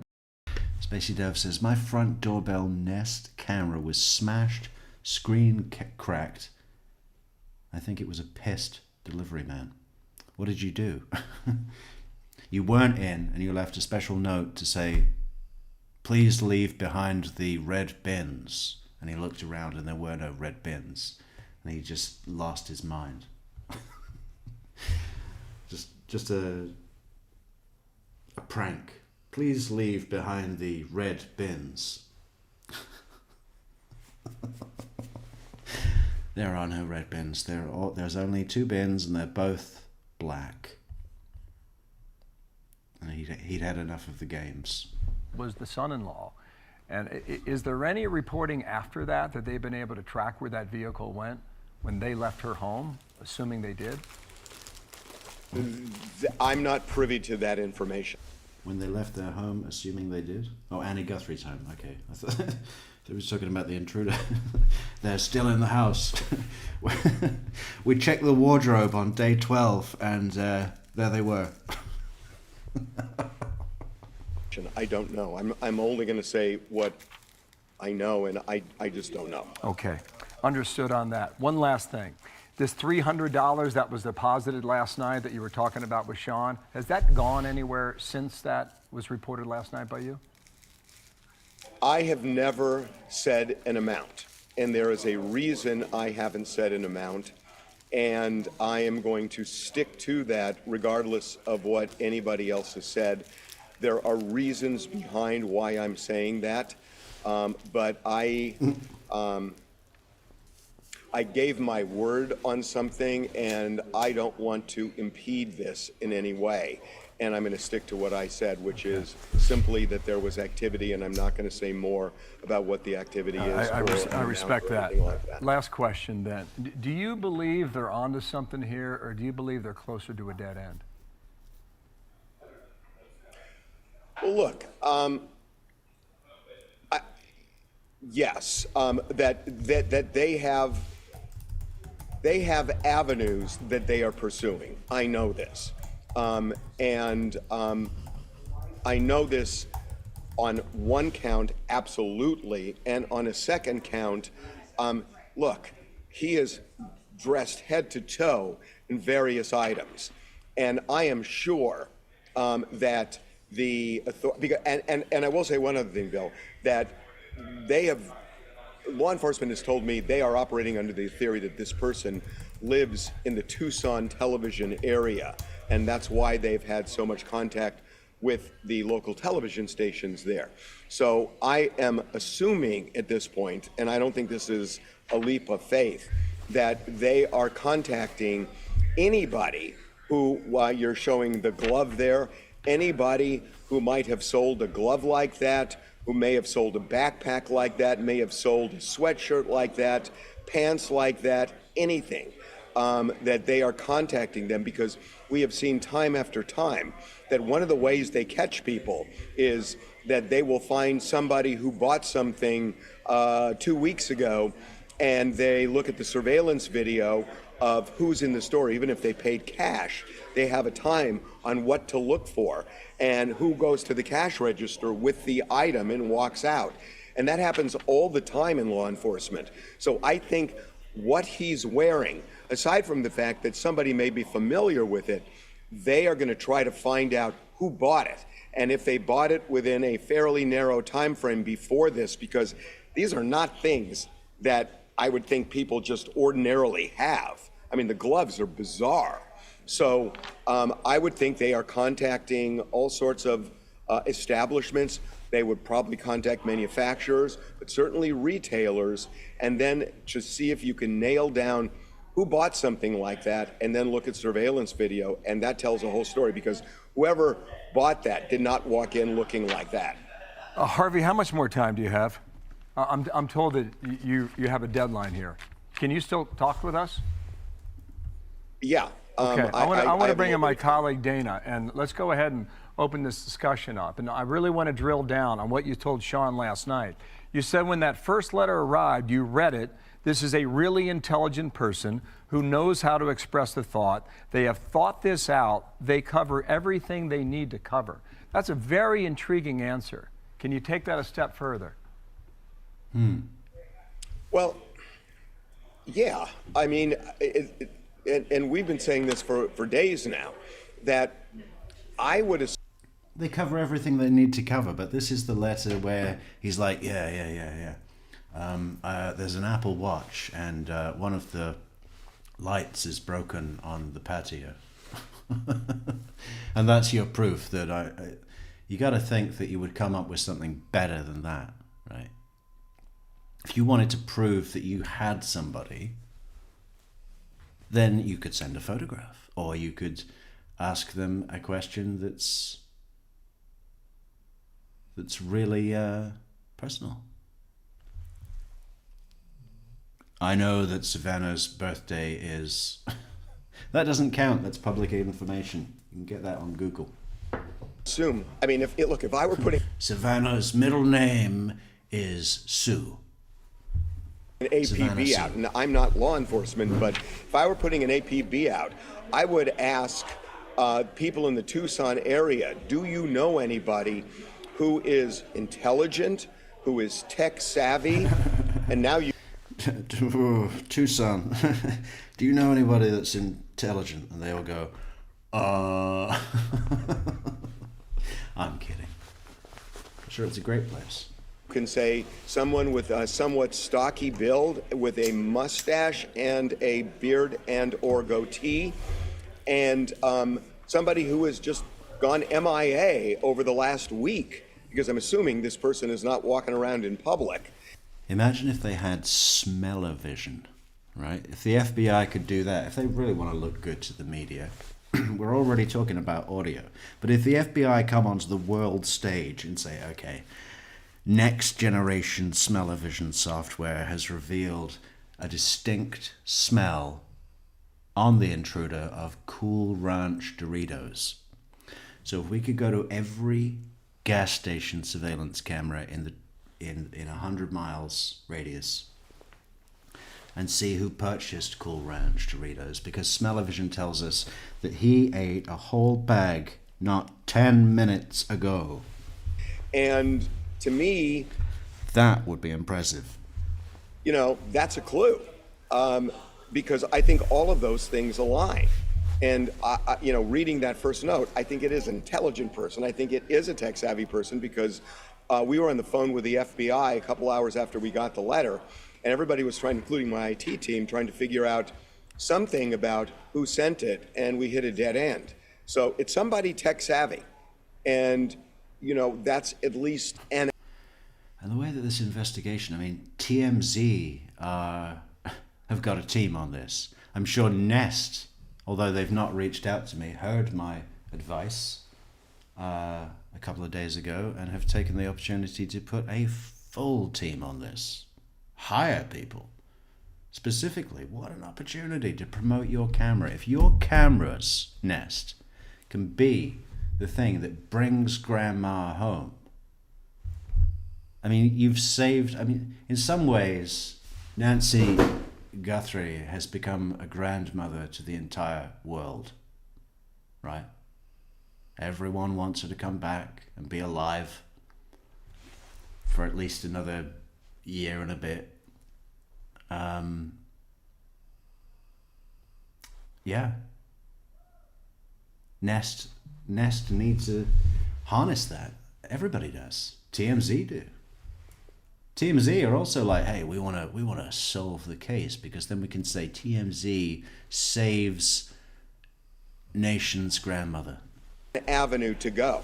But, you know, there may be something with a Bitcoin. There may be something with, you know, that kind of description, you know, in terms of a lead. There may be something in terms of tracking down who was wearing something like that in the past or whether it was purchased. So there. Riding shotgun right up front. Look at that. Hello. How you doing? Good to see you riding shotgun. Now we're just one down, aren't we? California, wake up. Are avenues they are clearly going down to try and figure out who this is. Okay, Harvey. More to come. Appreciate you sharing what you have. Thank you, Harvey, from TMZ. Sure, Bill. Hey everyone, I'm Emily Campagno. Catch me and my co-hosts Harris Faulkner and Kaylee McEnany on Out. No, thank you. Catch me and my co-host. I don't have a co-host. I have a sound controlist who's probably even more sleepy than an 84-year-old prisoner. What did I have? I just had something. Ah, yeah. This fantastic white tent. Everybody's talking about the white tent. And does the color matter? These shows that seem like they really want to have something to talk about. They say, now I noticed that the investigators came out with blue gloves. Now, does that matter? Does it mean blue is FBI, but purple is CIA? No, dear. And now they're talking about the white tent, and I think, you know, what does that mean something? Is it like a white tent if they've discovered a clue, but a blue tent if they've discovered a body in the wardrobe that they didn't check for 12 days? Found her. Oh, we opened the mailbox and we found her head. I don't know how we missed that. I think it was because it was at the end of the driveway, so we didn't think. But there it is.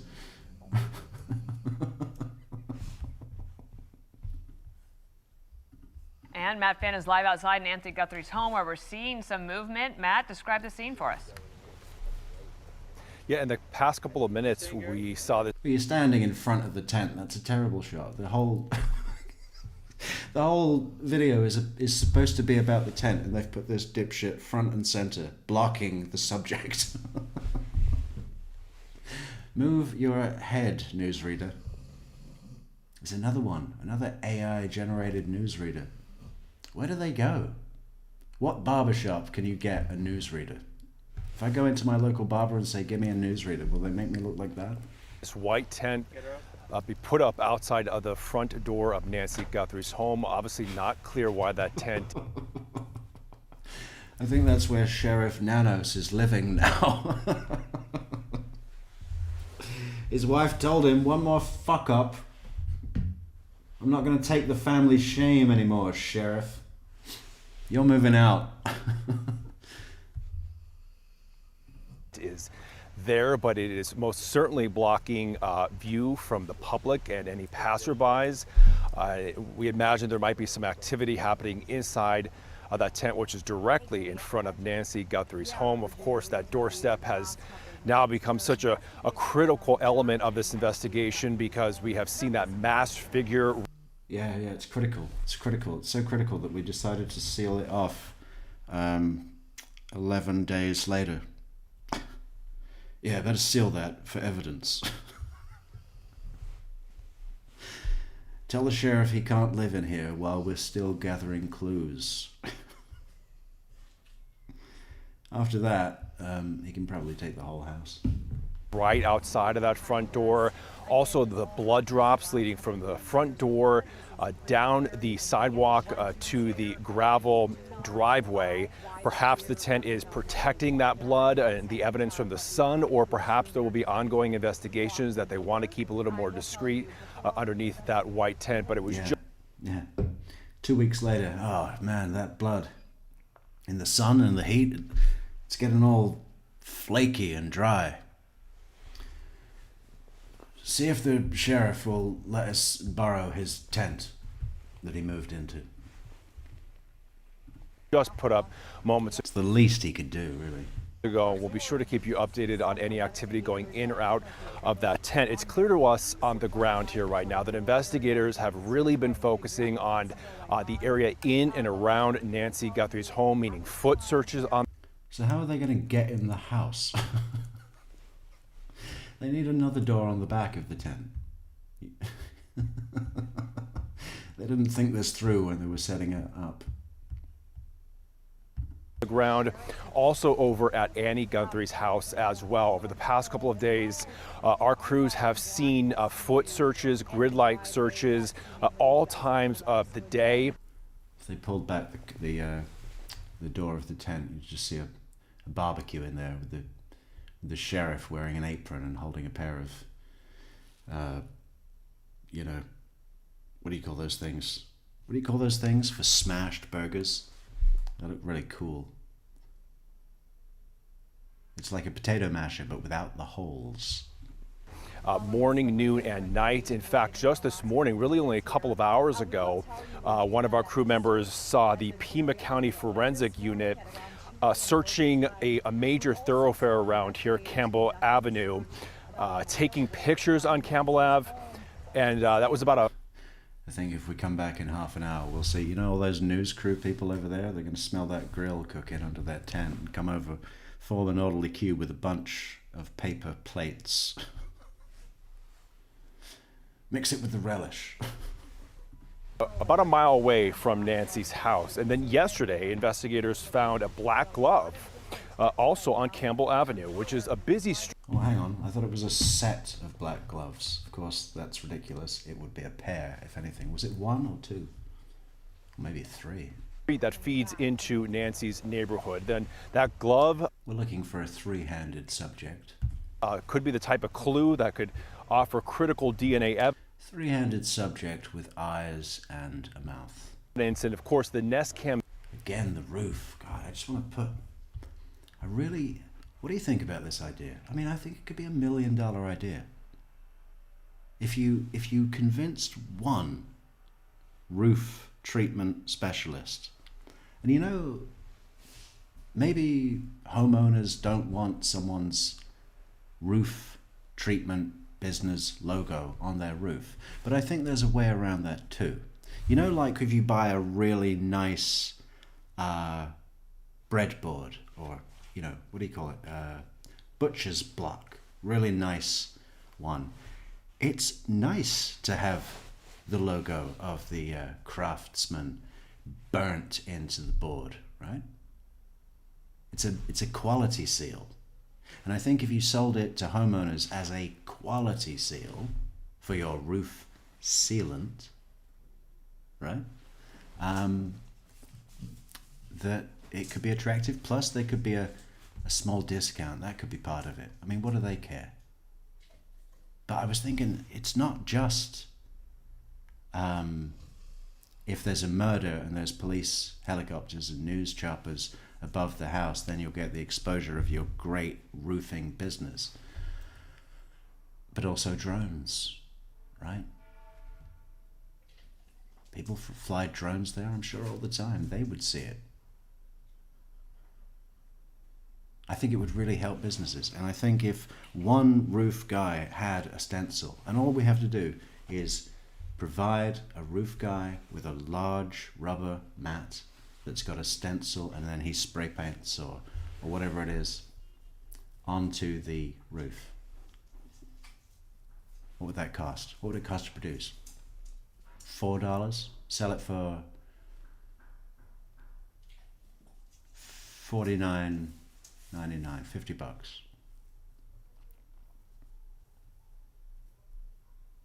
Distribution.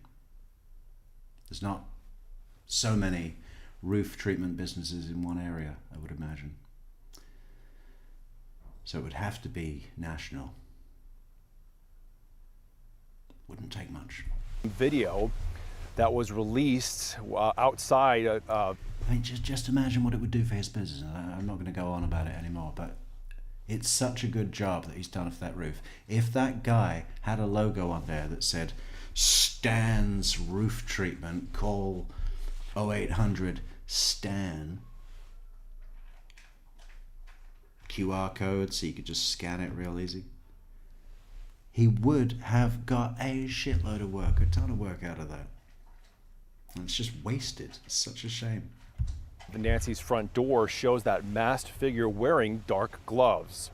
The surveillance video was released on Tuesday, but so far the FBI has not released a description of the person in that video, meaning estimated height and weight. I mean, were the gloves near a road? Like that he was just driving and threw it out? Because I highly doubt that he got out of the car, walked off-road, and then put gloves. Why wouldn't you just take them with you? Why would you ditch the gloves? That's the stupidest thing. But then he did use that rose bush and didn't bring any peanut butter to cover up the lens of the camera, the spray paint. We're told law enforcement is working on that description, but you know that ultimately could help the public narrow down exactly who they're looking for out here. So back live outside of Nancy's house, we will keep you updated on the ongoing investigation and developments here in the Tucson area. Back to you guys. Thank you, Matt. Phil? Dana, I want to take you over. Sorry, I thought we were going to play a soundbite there. My bad. Come on over here. We'll get to that soundbite momentarily. All right, Nancy Guthrie's house is right here. Okay, I want you to show you the location for where that glove was located. I'm going to give you 3 different ways to get there, all right? And it takes no time at all to get from her home, all right? It's 1.5 miles if you fly like a bird. It's 4.5 miles to Annie Guthrie's house if you do the same. But all these roads are such a winding tapestry in this neighborhood. Must be beautiful in the southwestern part of America, but you could go up this road and find your way to that glove location. You can also go this way and find your way. You can also take the shortest route, which puts you here as well. All 3 routes, about a mile, mile and a half, 3 minutes, 4 minutes, you're there. It's only. Christina says the stencil would be expensive, but a one-time cost. I don't know that it would be expensive. I think it's the sort of thing that if you had at a trade show, right? You know, there's big trade shows where everybody in roofing goes to learn about the new whatever, and there's someone selling you something like they do on the shopping channel, right? High pressure. Face-to-face sales, you'd easily sell out of that. It wouldn't cost much.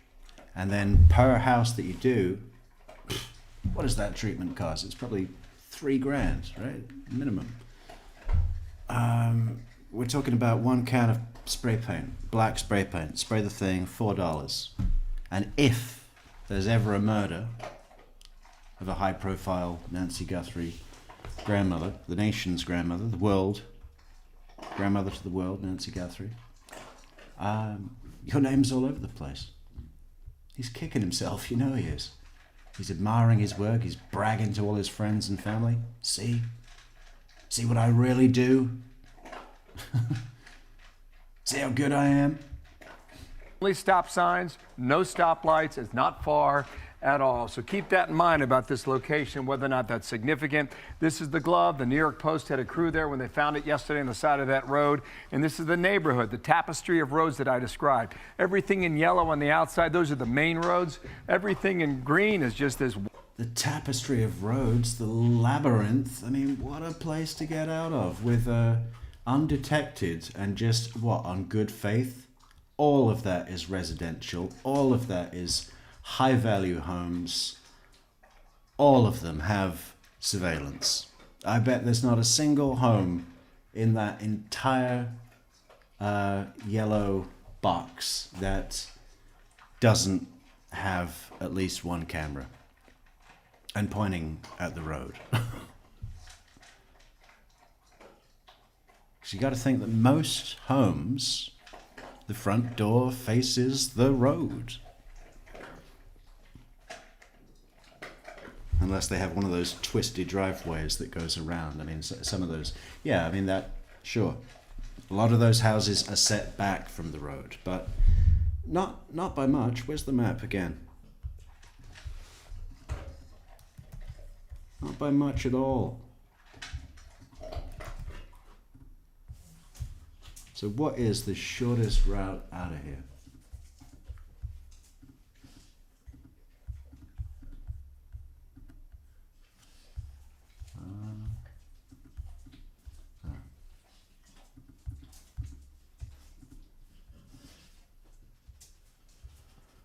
Well, I guess it's to that North Campbell Avenue. So you'd have to go that way.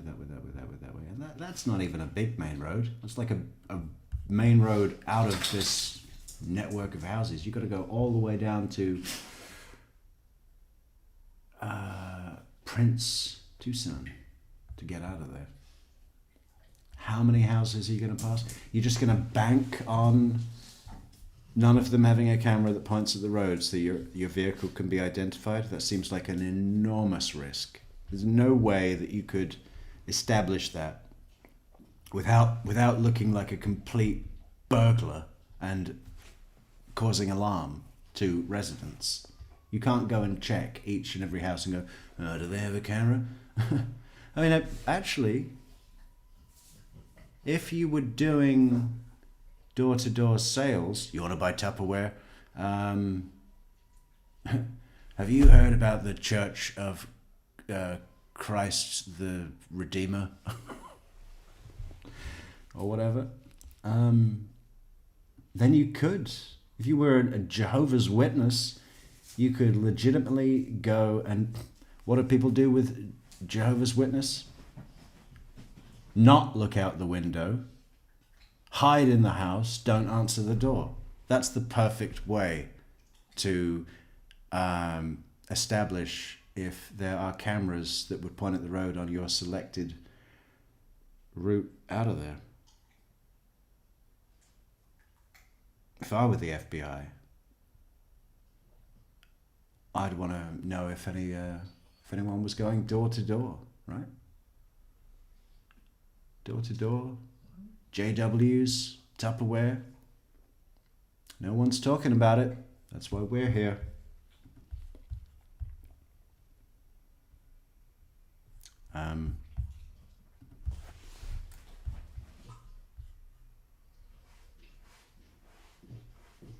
We've seen that guy.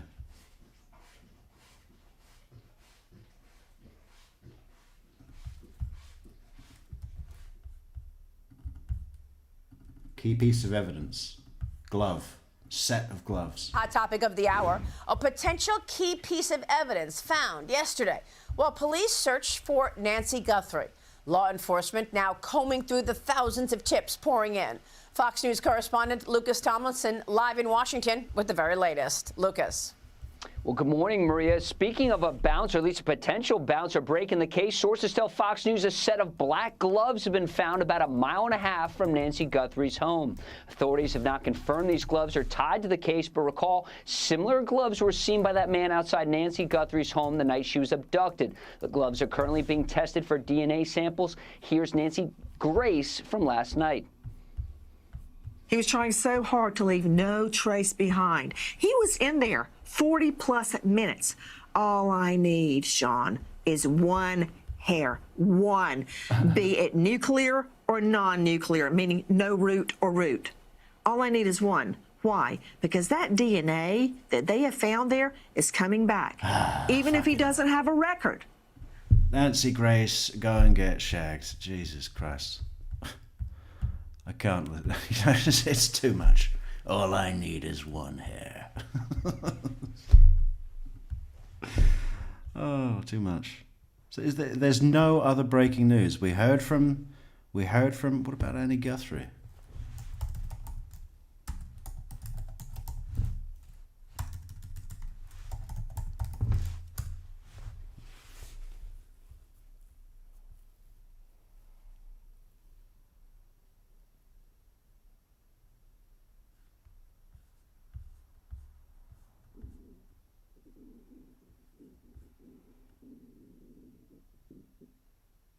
Is this Annie Guthrie? No. Dalton Community Television 7 years ago. Is this Annie Guthrie? Soul Streaming with Wendy Darling. It says Annie Guthrie. Could be another Annie Guthrie. Better check.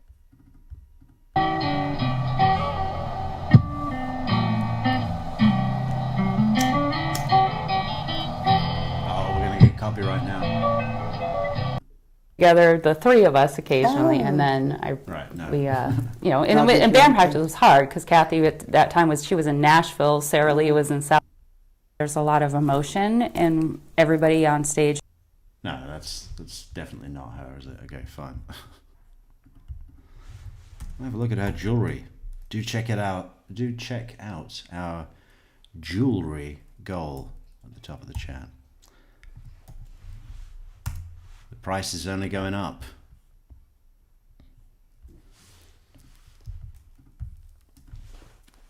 Okay, here she is. Now straight away with the glasses, whenever I see some, not these glasses on the screen right now, but these ones right here, straight away when I see, even without the knowledge about all what happened with Savannah and Annie. Coming from a creative... When I see glasses like that, my first thought is, what are you hiding? How much rage, hate have you got in you, exactly? Because it's just too much. It's distraction. It's hiding in plain sight. It's cachet, it's hidden. I don't trust it at all. Who's got glasses like that in chat? Let us know. Let us know. Are you full of rage, hate? Background, not necessarily a transpersonal background. I was amazed and really advancing mental health. Happy to find a context for something I've been developing in a different field. So it was really exciting to... Well, it wouldn't be the news media field, would it? Savannah got that. Understand that there are already terms out there for this practice that I've been developing. And so I think that's the thing that I'll be thinking about, is so Voodoo. Where do I go from here? How do I blend what I know with this new field of inquiry that I'm just getting to know? Yeah, I think my question really is going to be, what can I learn from this field? It's a new field for me. And it is a new field for me. It's called black magic. I was in Haiti on vacation and I bought a voodoo doll. It was just a souvenir, but it got me thinking, maybe this is the way that I could get even with my golden sister. I'm really going to be delving into the works of my fellow panelists, and so yeah, I think we'll be delving into your works soon enough, Annie, into your dark poetry. I wonder if we could find one right now, a preview before we get the book that is called The Good Dark.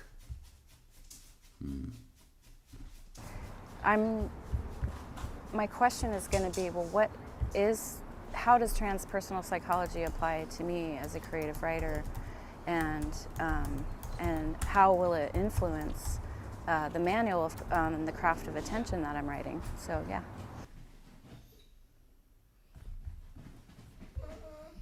Hello, Soap.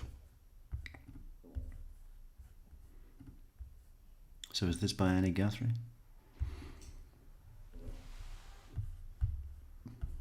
Yep.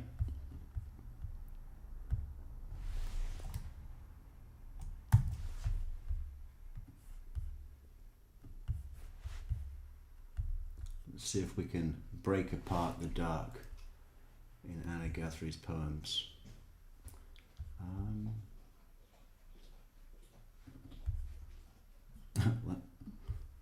Just give one more shout out to the happy couple. Open a fucking window.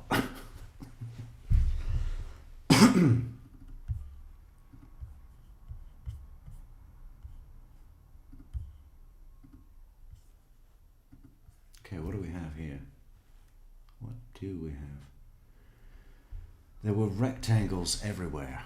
Then without them, no one could sleep anymore. The noise, angular, punishing. It was all over the world like this. But the world stayed world. Broke open ghosts, could open haunt. Didn't have to listen in. Because there were no reverberating walls. Everybody sitting in torn up lawns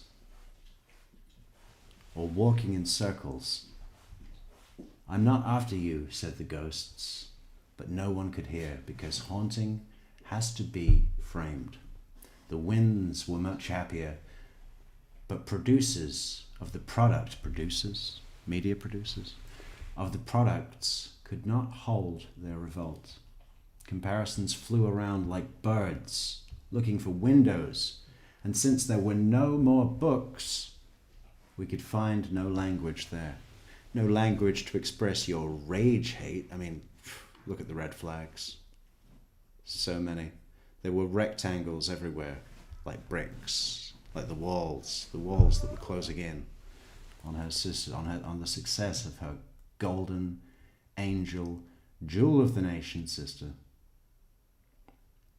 with an exotic name, Annie. Great. Savannah is the name of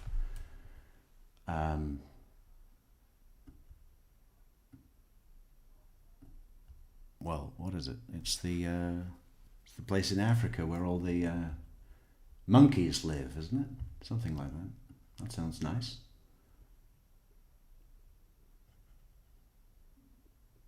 The noise, angular, punishing. Yeah, I bet it's like that when you turn on the TV and every fucking day your golden sister is there smiling to her public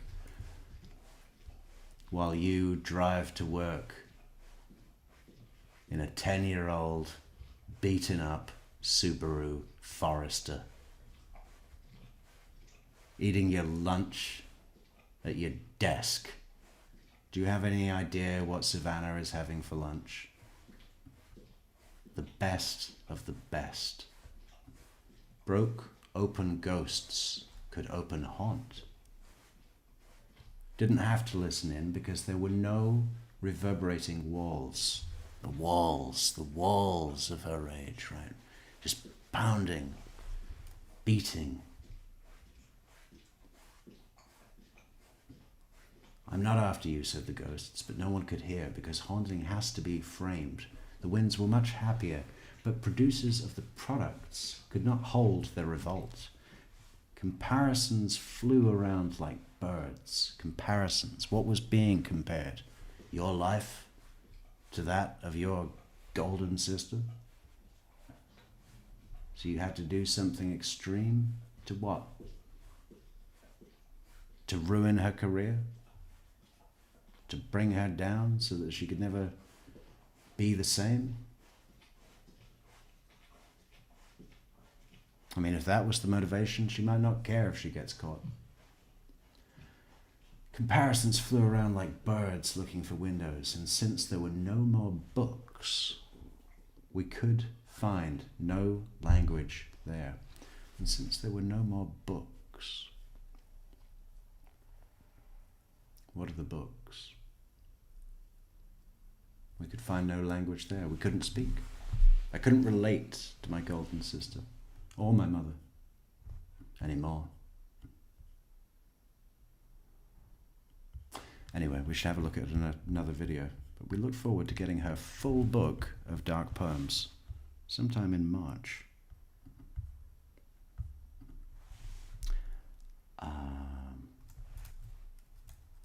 Maybe we should do something else. I wanted to go back to have a look at that kidnapping of Elizabeth Smart. Should we do that now? I mean, is there any more Guthrie news? Anybody in the comments? Is there Guthrie news? What can we see?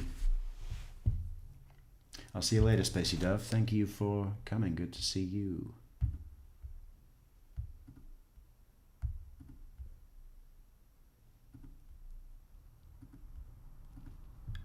Blessed be me, 50 says. Annie and her husband resonate dark energy. We're calling it rage hate now. Yeah, absolutely. And you gotta think, I mean, her poems, let me tell you what it said on the back of the Amazon, because even the blurb was kind of interesting. See if I can find that right now.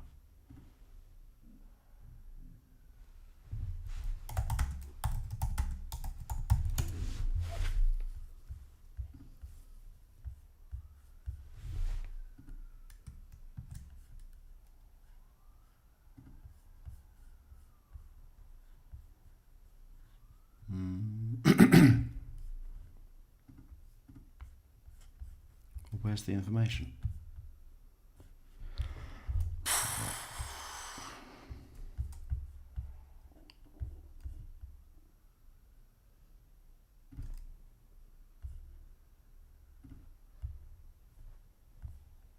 Okay. In the sequence of poems comprising Annie Guthrie's first book, The Quest for the Meaning of Human Consciousness and its tangled subjectivity is drawn as a slow-burning narrative of the mystic experience. And what does that mean? Smoking mushrooms. Down there in with the Navajo or something. Sweat lodge. I bet she's done a sweat lodge. I had a vision. The mystic experience. The journey enacted is that of the self as character. The journey enacted is that of the self as character who encounters insurmountable mysteries in a breaking selfhood, a dossier of contemplative exploration, the good dark chronicles, an immersive search in 3 acts, unwitting, chorus, and body. Stations through which the character must pass and where she is cumulative, confessed, compounded, and erased. It all sounds very Carlos Castaneda. Which says what? It says that she's been smoking DMT and she's lost her fucking mind.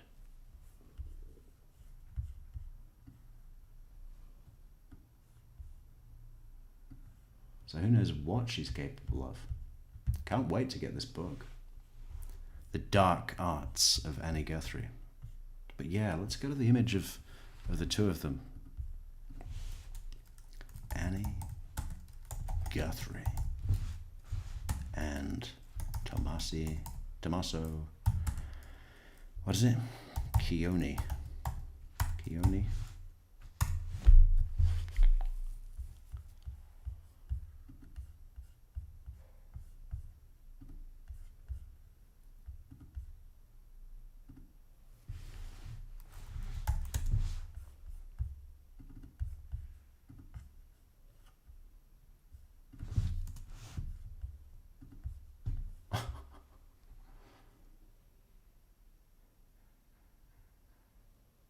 Yeah, rainbow colors as well. Very, very shamanic, very drugs, very psychedelic.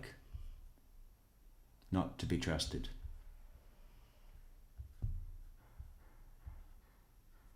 And he's got a knitted hat. Maybe you turn it round and it's a ski mask. No, he doesn't have the same eyes as the guy in the thing. Good job for his distinctive eyes, huh? Good job. Good job. But did he send the other guy? That's the question. Could have been his brother. Could have been his bandmate, the drummer, right? What's his name? Let's go to that picture again.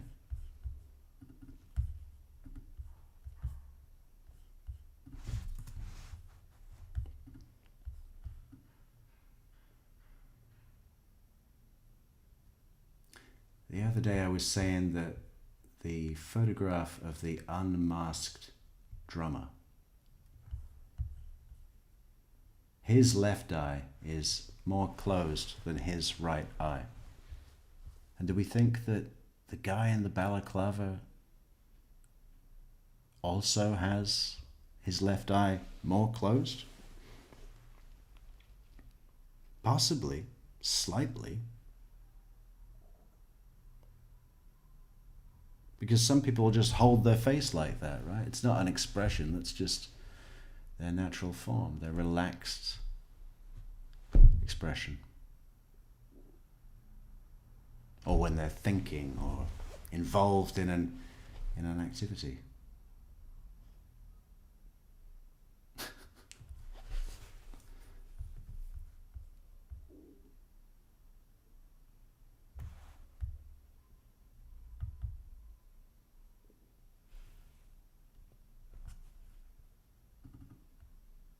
Dominic Evans.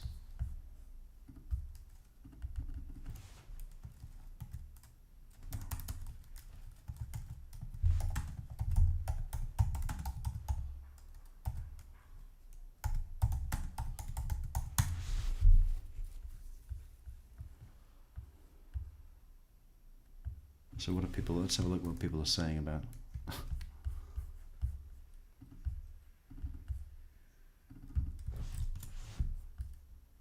A bombshell tip from cyber sleuths has led to a potential breakthrough in the Nancy Guthrie kidnapping case, pointing fingers at a close friend of the family with a shady past and an eerie resemblance to the masked intruder caught on camera. So this could unravel everything we thought we knew about who might be behind the 84-year-old's disappearance from her Tucson home. I'm Joseph Morris, and don't forget to like and subscribe. Let's jump right into this major update, and thanks to everyone who commented on my last video and tipped me off about this guy. So meet Dominic Aaron Lee Evans, the longtime friend and former bandmate of Tommaso Cioni, who is married to crime boss on the right. Look at him. Yeah, I think we found Pablo Escobar. Nancy's daughter Annie. Dominic is a Tucson musician and the founding drummer of the indie post-punk band Early Black. Like if this was being presented to you as a crime boss on a crime show or a couple of killers, it would be chilling. You'd be going, oh my God, he's such a criminal. The guy in the beard I'm more talking about, but you know, then he's got this sidekick that would do anything he asks, right? Or else. Which he started back in 2000. Was this their band? Do you think they're inspired by Sum 41? Or was it Sub 41? No. It was Sum 41, S-U-M, right? Or Alien Ant Farm. Yeah, they do their version of what was it? Smooth Criminal. That's their number one track. Oh. 7 with Tommaso on bass and vocals, plus Walter I. Gonsalves Jr. on guitar and vocals. The band stayed active for years, and sources confirm Dominic and Tommaso are still good friends today. But here's where it gets interesting. Public records from Pima County show Dominic has a serious criminal history, including arrests, burglary, robbery, theft, embezzlement. So, I mean, combine all of those and you've got kidnapping for ransom. There's money crimes, there's theft crimes, there's burglary crimes, there's breaking and entry. I mean, that's the perfect storm, right? His record. for felony, burglary, robbery, embezzlement, and DUI. Now with the new Nest. What does this say? Let's read this. Let's talk about Dominic Aaron Lee Evans. D-A-L-E. You can rearrange his initials to spell out the word deal. He wants to make a deal. Dominic Aaron Lee Evans is ready to make a deal. The longtime friend and former bandmate of Rollo Tomasi, Annie Guthrie's husband, Nancy Guthrie's son-in-law. Dominic is a Tucson musician and founding drummer. Oh, he is the drummer. You see, I didn't know that, but I said it's always the fucking drummer, right? Of the indie, post-punk, early black, would that count as Sum 41 and Alien Ant Farm? I think it might, right? Indie, post-punk. It's kind of a little bit of a new metal edge to it, I guess. I don't know. What category? Did I get that right too? New, what was it? Indie post-punk? Okay, let's check it. What genre is Sum 41? Blink 182. Pop punk, skate punk, and alternative metal. Okay, well that's close. That's close enough for me to say I got it right. And let's the same with Alien Ant Farm. Alternative rock, new metal, and pop punk. Oh yeah. Spot on. What did they call it? Indie post-punk band Early Black, formed in 2007 with Rollo on bass, vocals, and Walter Gonsalves Jr. on guitar vocals. The band was active for years, and sources say Dominic and Tomasi remain good friends to this day. Public records in Pima County, Tucson, show Dominic has criminal history, including cases, arrests for felony burglary, robbery, embezzlement, and DUI. Now, with the new Nest doorbell photos showing a masked intruder who many say bears a striking resemblance to Dominic, eyes, eyebrows, goatee, and a close friendship with the son-in-law giving potential access knowledge of the home. Is this just coincidence, or could there be a connection to Nancy's disappearance? What do y'all think, followers? Connected or not? Let's do our own Metrix poll for that question right now. Start a poll. Is Dominic, how do you spell it? Dominic, yeah. Dominic Evans. Is it E? No, A. Evans.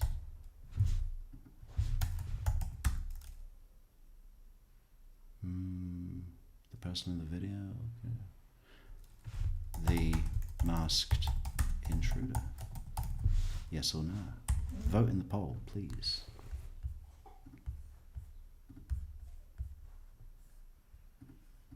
Doorbell footage out there showing that masked figure in latex gloves. Many are saying he bears a striking resemblance to none other than Dominic. So think about it. Is that? I mean, yeah.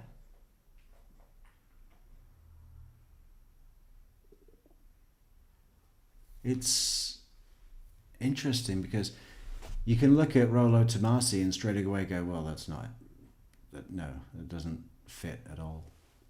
But this guy, it's at least consistent, isn't it? At least. Those eyes, the eyebrows, and the goatee all lining up in a weird way. One viewer noted how the eyes look similar, though Dominic's appear more downturned to me. but the camera angle, which was lower, might be playing tricks since the intruder's looking down. And get this, the lips to me match up as well, right down to a similar scar. The man in the Nest Cam footage seemed— Scar? I don't know if I see a scar. I mean, he could just have a sweaty lip.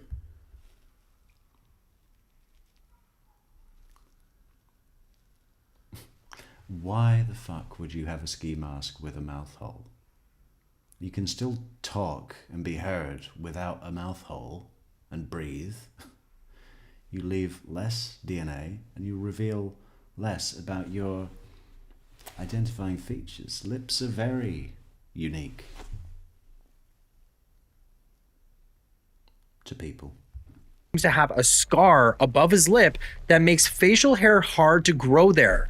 And both have that patchy look in their beards. And here's another detail that's hard to ignore. The intruder appears to duck his head slightly as he comes into view of the Nest camera, almost like he knew exactly where it was positioned and was trying to obscure his face or avoid a clear shot. That kind of awareness suggests someone who might have prior knowledge of the home's security setup, possibly from being around the family or the property before. Given Dominic's close ties to Tommaso, he could have easily had access or inside knowledge about Nancy's home layout and routines.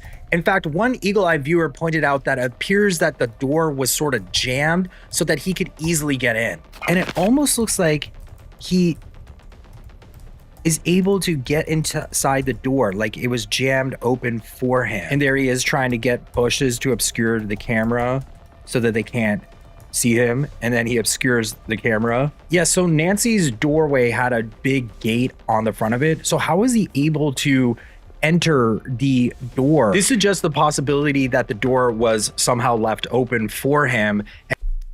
Or left open for him. Oh, that's an interesting one.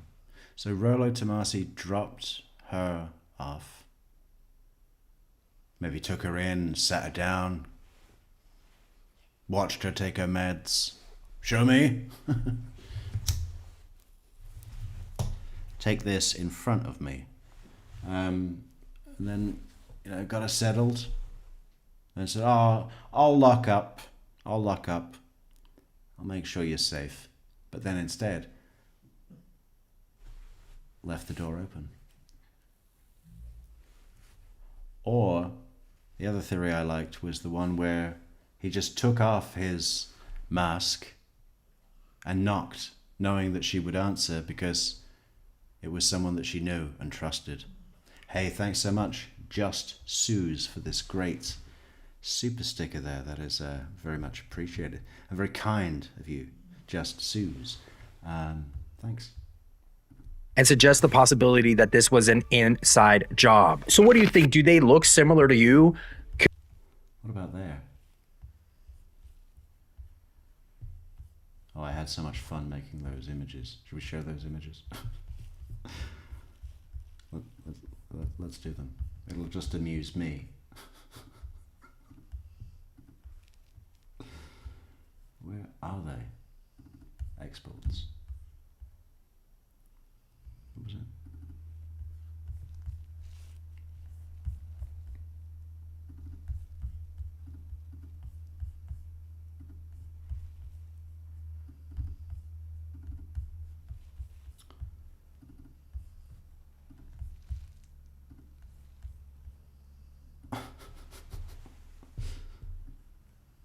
New FBI enhancement reveals intruder's mask to be a very specific shade of green. I'm an idiot. Now that I'm reading it to other people, I don't find it that funny.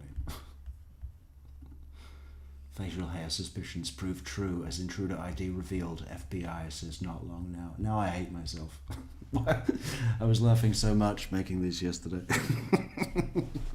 Pathetic, pathetic, pathetic.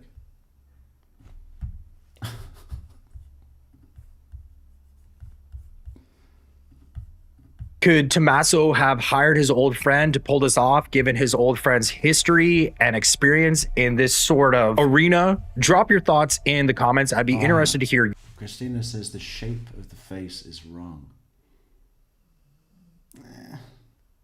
different angle. I could see that shape of the face being just right. His jaw is a sweeping, low-level jaw, and that's consistent with Masked Man, just at a different angle. And plus, in the photograph where you can see his face, he's putting his chin out. It's defiance, or is it rage hate? For who? For Savannah? Maybe he proposed to her and she laughed at him. Tommaso have hired his old friend to pull this off, given his old friend's history and experience in this sort of arena? Drop your thoughts in the comments. I'd be interested to hear your theories. Adding to the suspicion, remember that neighbor who reported a suspicious white vehicle circling the area around the time of Nancy's disappearance? It almost screams getaway car. And right after this footage dropped, Brian Enton reported that search and rescue crews are now going door to door near Annie's house, which is just 4 miles from Nancy's place. Brian also noted that law enforcement is searching the brush now in Annie Guthrie's neighborhood, expanding the sweep into surrounding areas that could hold clues. The activity around Annie's home has ramped up even more as I'm posting this video. Pima County Sheriff's deputies are going door to door in her neighborhood, with reports indicating 3 deputies were present at a residence just 2 houses down from Annie's. Law enforcement has also been spotted directly across the street. You see, they're practically doing door-to-door sales for Nest doorbell cameras, right? Hey, do you have a Nest? No, but I'm gonna get one. Fucking hell. What? Did you find the old lady? From Annie Guthrie and Tommaso Cioni talking to their neighbor. So could a tip have led to this major activity, and did that tip stem from the footage just released? Because these targeted searches so close to the family suggest investigators may be zeroing in on something specific in that immediate area. Shifting to more chilling evidence, new details reveal blood droplets scattered on Nancy's porch formed a trail from the front entrance all the way to the edge of the driveway. Authorities have confirmed through testing that the blood belongs to Nancy herself, but law enforcement hasn't shared anything about possible injuries or if this ties directly to the masked individual seen slipping into her home on that surveillance footage. But I can just imagine that they had a getaway car at the end of that driveway to take Nancy away, which kind of makes you wonder who was driving that getaway car. Brian Enton, writing about insights from law enforcement sources, he spoke. It's pretty incredible, isn't it? That somebody has managed to kidnap an 84-year-old woman and completely evade detection, apart from that doorbell rosebush incident, but get away and hide the woman, probably down a mine shaft by now. Let's be honest.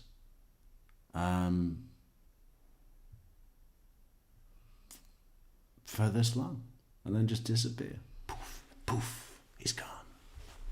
Spoken to shared this, quote, "The more law enforcement I talk to, the more telling me the person doesn't look overly sophisticated or professional.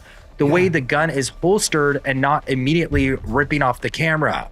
Cartel, for example, would have been more efficient, they say." And yeah, where do you even get one of those? Where do you go to? What gun store do you go to and say, hey, you have one of those holsters that sort of you wear that just hanging right next to your dick that kind of sways around when you walk? Yeah, you wear it around your waist, but it just hangs next to your balls. You got one of those? And the guy in the shop's like, what color? What color? We got a range of colors. You want the polymer grip or a walnut? yeah, I mean, that intruder was holding that gun in an awkward manner. It was in between his legs in a holster, just out in the... Yeah, they call it the ball sack gun holster. My gun hammock. Yeah, you got any gun hammocks? Hey, along with the stencil for the roof treatment guy idea, gun hammocks, right? $1 million ideas. open. I mean, this to me just screams. Investors or Nest, reach out to us at truecrimemetrics@gmail.com to discuss the future, to choose the future, and just how much profit you want to make with us, with gun hammocks and roof treatment, roof sealant.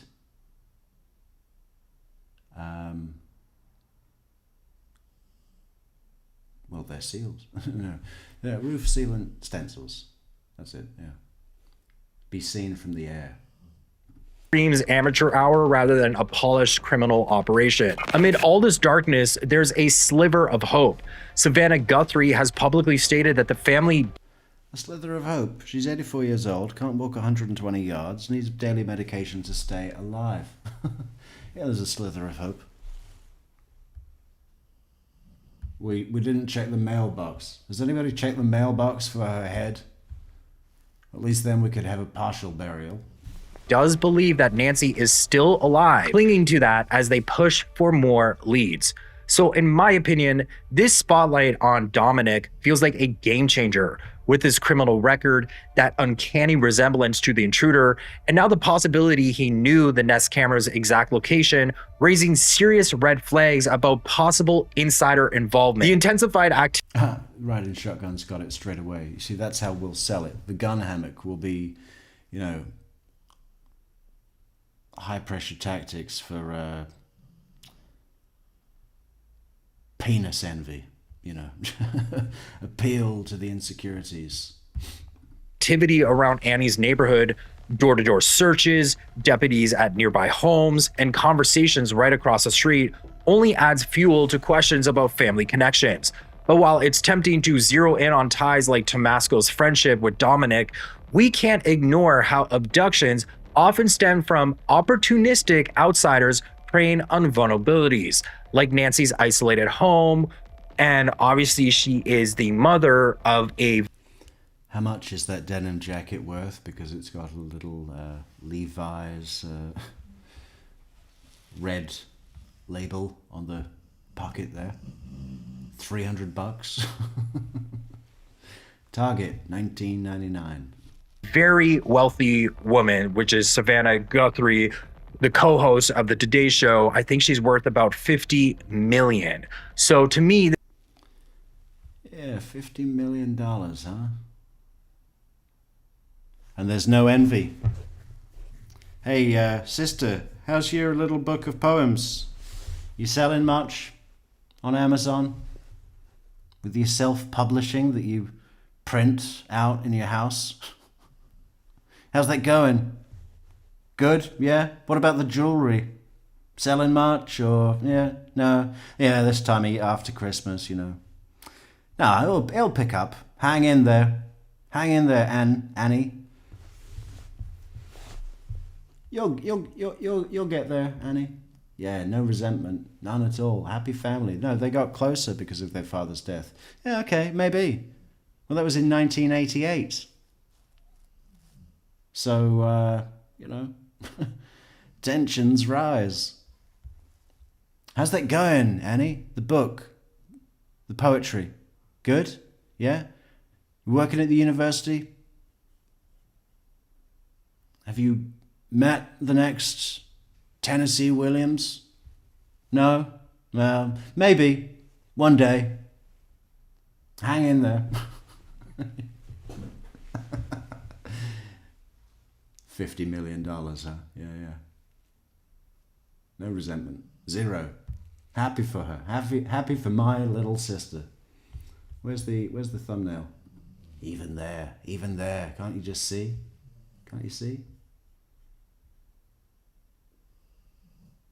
Savannah's the little one. Annie's the middle child. And then, what's his name? Gus. Gus is the tall one.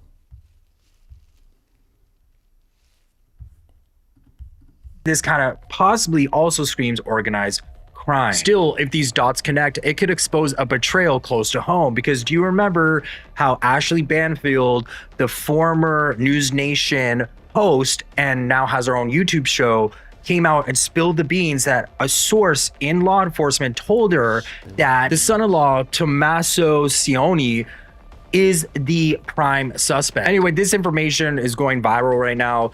So here's hoping the ongoing searches. I'm pretty sure it's Cioni, right? It's Italian.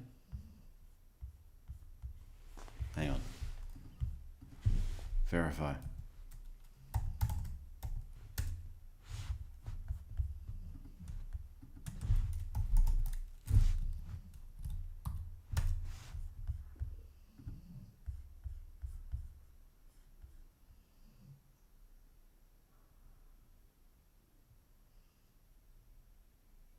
Cioni. Cioni.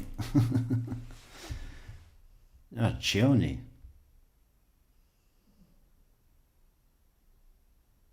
Cioni. But I think that's how you'd say it in Italy. But I think if you're speaking English, it's Cioni. It's like And the Papagino. FBI's role bring clarity and get Nancy back safe before it's too late, because I think she requires serious medication, and without it, she could. Oh, is it not Gus? Cam Guthrie. You know, they let him fly an F-16 for his final voyage, his final flight before retirement. Get in the F-16. I mean, he's a really tall guy. I thought he had to be really short to be a pilot.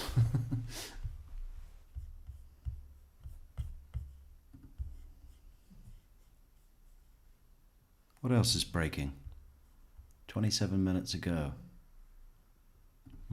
Never give up. Breaking news. We love that.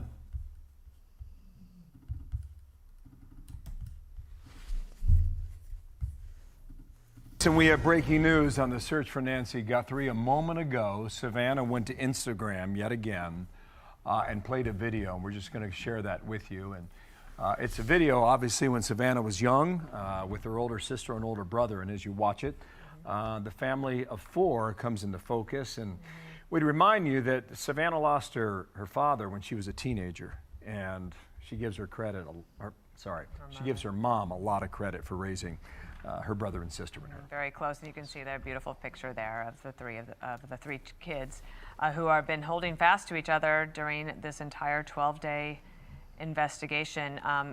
Savannah has kept everyone as up to date as she possibly can, I believe, with posts on Instagram. You can kind of imagine what she was feeling as she put this together. These are probably some of her favorite videos and photographs, as she has been begging for people, for whoever has her mom, for a sign of life. She said just on Monday that she believes she's out there. There, look, the two sisters and the mother. So it could turn out, one of the possibilities at least, is that Annie hates Savannah, but Nancy loves Savannah, and Savannah can do all kinds of things for Nancy that Annie can't do. Special bunion treatments, all the most expensive skincare creams, shiatsu, aromatherapy. We just had Christmas, didn't we? Do you think Savannah got her a really big present? And Annie Guthrie got her an ashtray that she made herself in Pottery Club. And her mother doesn't even smoke. It was just set to the side. But what did Savannah get her mother for Christmas? Something nice. Something expensive. So maybe she had a more specific reason to believe that than beyond hope. The investigation is continuing in Tucson, Arizona this morning with a little bit of a development with a tent that was put up outside of the family home, the door that we've been looking at for many days. That's just where the sheriff is sleeping. Don't worry about it. Yeah. No, He's usually up pretty early, though, so you'll be able to get in. 7 o'clock? Is now covered in a white tent. Let's get to Matt Finn quickly. We'll get an update from on the ground there, and I'm reminded what we were talking during the break here. When Ed Smart said, really on day 2, he said they wanted to have a press conference every day to remind people that their daughter was missing, and this is part of that effort, Matt, to keep Savannah's mom in the news. Yeah, and Bill, here on the ground right now, we've seen agents coming and going inside of Savannah's mother, Nancy's home. We believe that this is an effort to perhaps shield the public or shield the media from something going on underneath that tent right now, or what may be in store over the next couple of days. You know, the sun is... Well, why don't they just put up a barrier at the end of the road and say, no press? You know. Yeah, this is to shield the public. It's where the sheriff sleeps. He's got access to the house if he needs to use the bathroom in the middle of the night. It's very hot out here, of course, so perhaps they are... So while they were fucking looking at that septic tank, they weren't looking for clues. They were unclogging what the sheriff did. Detecting some evidence from the sun, but also there is some possible rain in the forecast tomorrow too, so you have to wonder if they're trying to protect that blood or other evidence from the rain. And right. You know, can I take a moment? Can I see if I can do something real quick? Real quick now. Okay. So what can we say? We can say big stands roof treatment. Call 0800 Stan.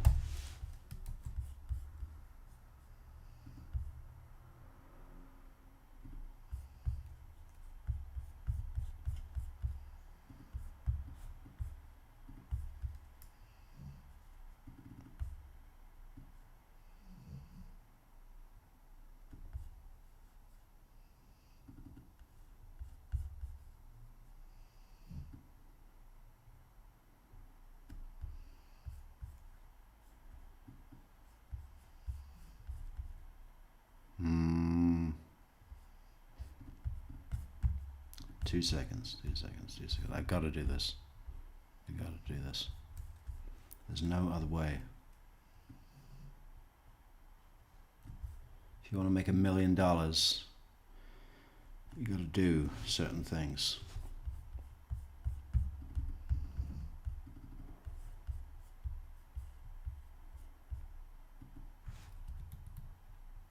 Bring that up a bit. Yeah, good. Maybe give that, a little bit of a background color. Boom.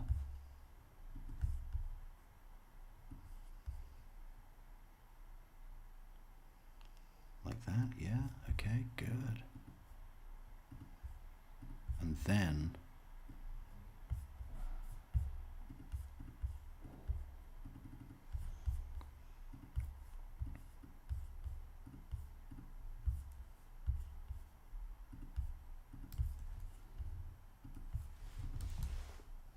oh, no, we gotta make it.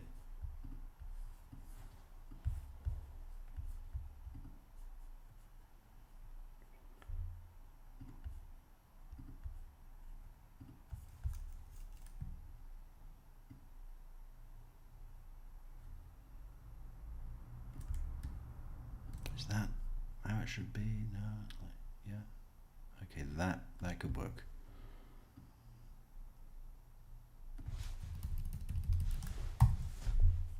Go.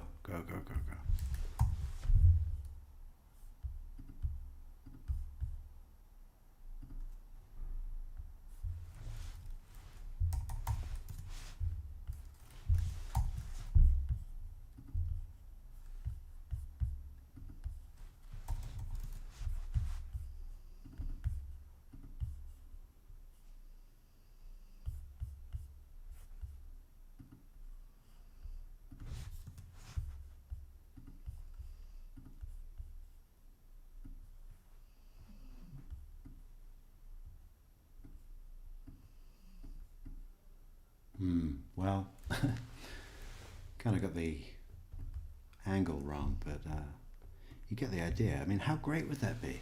Big stands, roof treatment. Call 0800 STAN. What a great thing. I'm serious about this.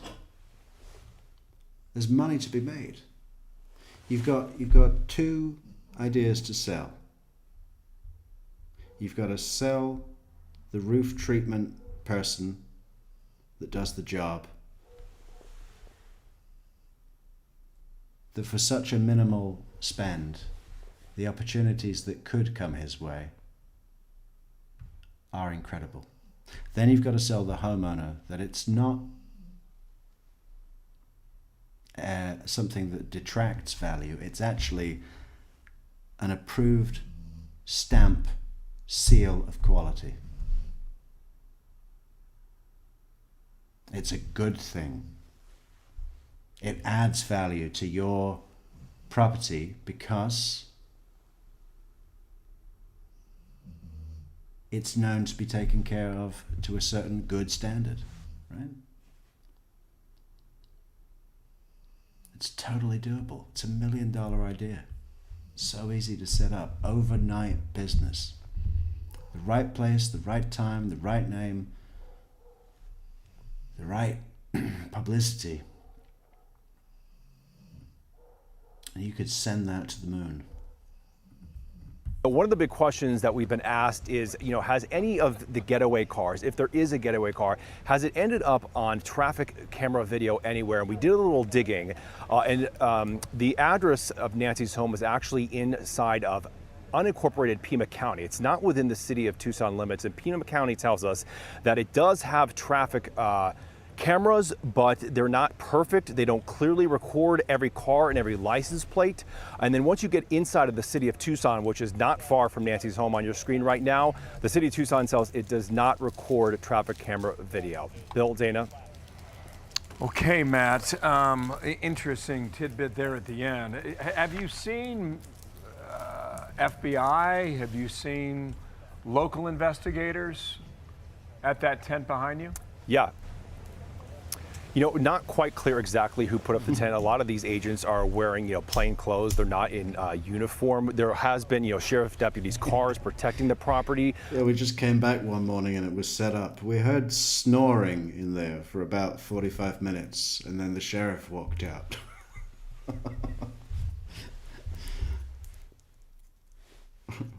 And he asked us what time it was. But we're not certain if it was federal. Any of you guys got any coffee? Agents or the sheriff that put up that tent, Bill. Thank you, Matt. Matt Finn there in Tucson, Arizona, as we close out our program. Even in the desert, even in Arizona, even in Tucson, it gets cold at night. It gets more cold in the desert somehow.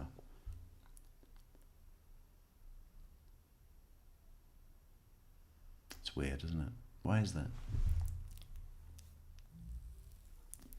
Because there's no vegetation. Vegetation is like the jumper of, land, I guess. Program here. We just want to share this video again. It came out about 10 minutes ago on Instagram, posted on Savannah Guthrie's account, Dana. And as Alicia Cunha, who is, of course... Matching outfits for the girls, huh? Back when they were equal. Not anymore, huh? Not anymore. How's the book? Yeah. So, did you have a good review on Amazon? Any star ratings? No one voted? Oh. Well, they will. You'll see. You'll see. You'll see. Keep going. Keep going. You want to come to my boat next weekend? Yeah, I know you said you wanted to do Christmas at your place, but I was thinking we could do it on my boat. I'll just call my private chef and have him build a menu. So you sold any books? How about the jewelry? Going well? Yeah, only February, so maybe in the spring, huh? Yeah, no, hang in there. Our very own reporter there, she grew up in the same area and said it's a beautiful neighborhood, a wonderful place to grow up, that even though it's about 1 million people all told in that Tucson area, that it really does feel like a small town. And 1 million people, what, in the greater Tucson area, if there is such a thing. Or just in, no, it can't be just in Catalina foothills. God, I hope one day to have an address that sounds as cool as Catalina foothills. Wouldn't that be great? Where do you live? Catalina foothills, just outside Tucson. Nice place. And then there's the whole thing about the homeowners association, right? What was it called? There's some sort of club name that's not homeowners association, but it's essentially that. Was she telling people not to plant a certain type of cactus? That cactus hasn't been approved. Take it down. No succulents, okay? Read the manual. I've lived here for 4 years. a place where you can get a good foundational American upbringing, and now they have a nice... And someone just snapped. One of the contentions was her rose bushes. That's why he targeted those. Because he couldn't plant this. He had to take his cactus down or pay a fee. That they're dealing with. On Monday, she said they were at an hour of desperation. It is Thursday now, almost 11 a.m. Eastern, and we await more news. Hey everyone, I'm Emily. Hey everyone, I'm Emily. No, I'm Metrix. Subscribe to Metrix. Like the video. Leave a comment on the video. Oh, by the way, we've been told that we need to be doing more things on Twitter, okay, and X. So if you have Twitter, follow us on Twitter and like everything that we do. That would be great. We don't do much on there really now, but we should more. And yeah, all we really do is share the videos as they come out, announcements. But maybe we should do more. But we need your help. So please, if you have X, if you have Twitter, follow us on Twitter. There's the other platforms, but does Facebook matter? I don't think so. Instagram's okay.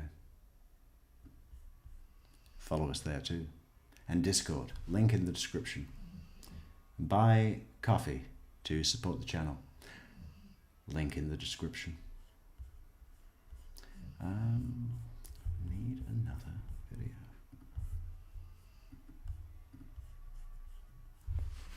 Or should we do that? Emmanuel David Isaiah. Just do something completely different. Take a break. Go back to a real kidnapping. A horrible kidnapping. Or just do a random case.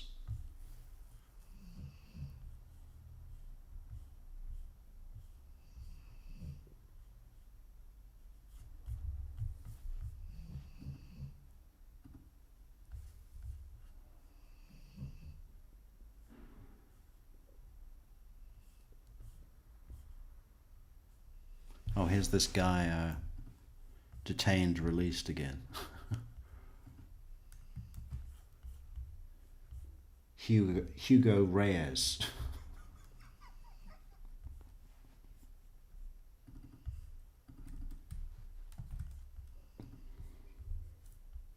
The continued urgent search for Nancy Guthrie, it continues this afternoon after a bizarre twist in the case overnight. Yeah, police detained someone during a traffic stop only to release him hours later. Eyewitness News reporter Lauren Glassberg is in the newsroom with the very latest. Lauren. Well, this is a case that is really confounding investigators. Why was the 84-year-old mother of a TV anchor taken from her home? Was she even the intended victim? And where is she now? These are questions authorities...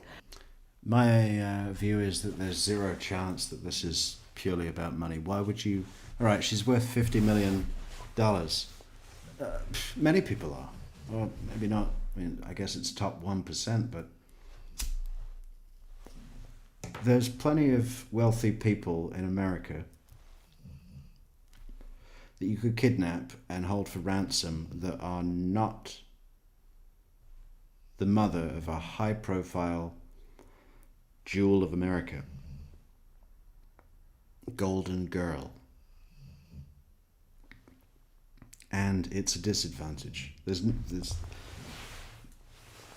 to go to someone high-profile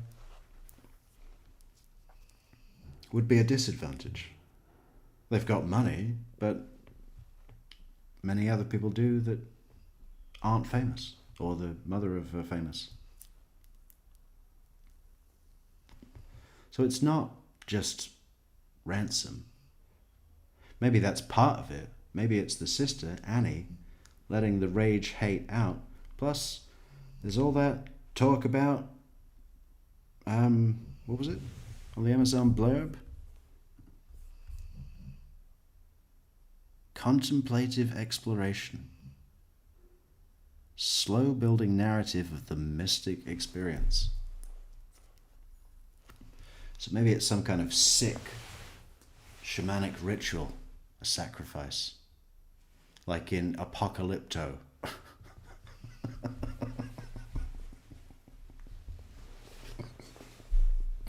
You know that bit in Apocalypto where he has to run and they're all firing arrows and throwing fucking axes or whatever it is, spears. They're doing that with the old lady. But they give her a mobility scooter. That'd be a good film. Where's Mel Gibson when I need him? Are trying to answer 10 days after her disappearance, and so far there are no lead suspects, and that person detained late yesterday was released early today. She was taken and we don't know where.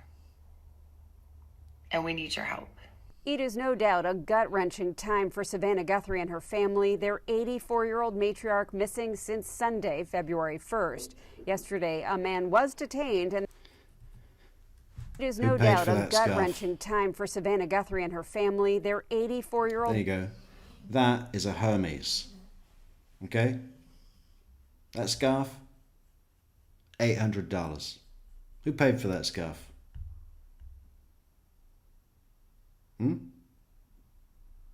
Who paid? Matriarch missing since Sunday, February 1st.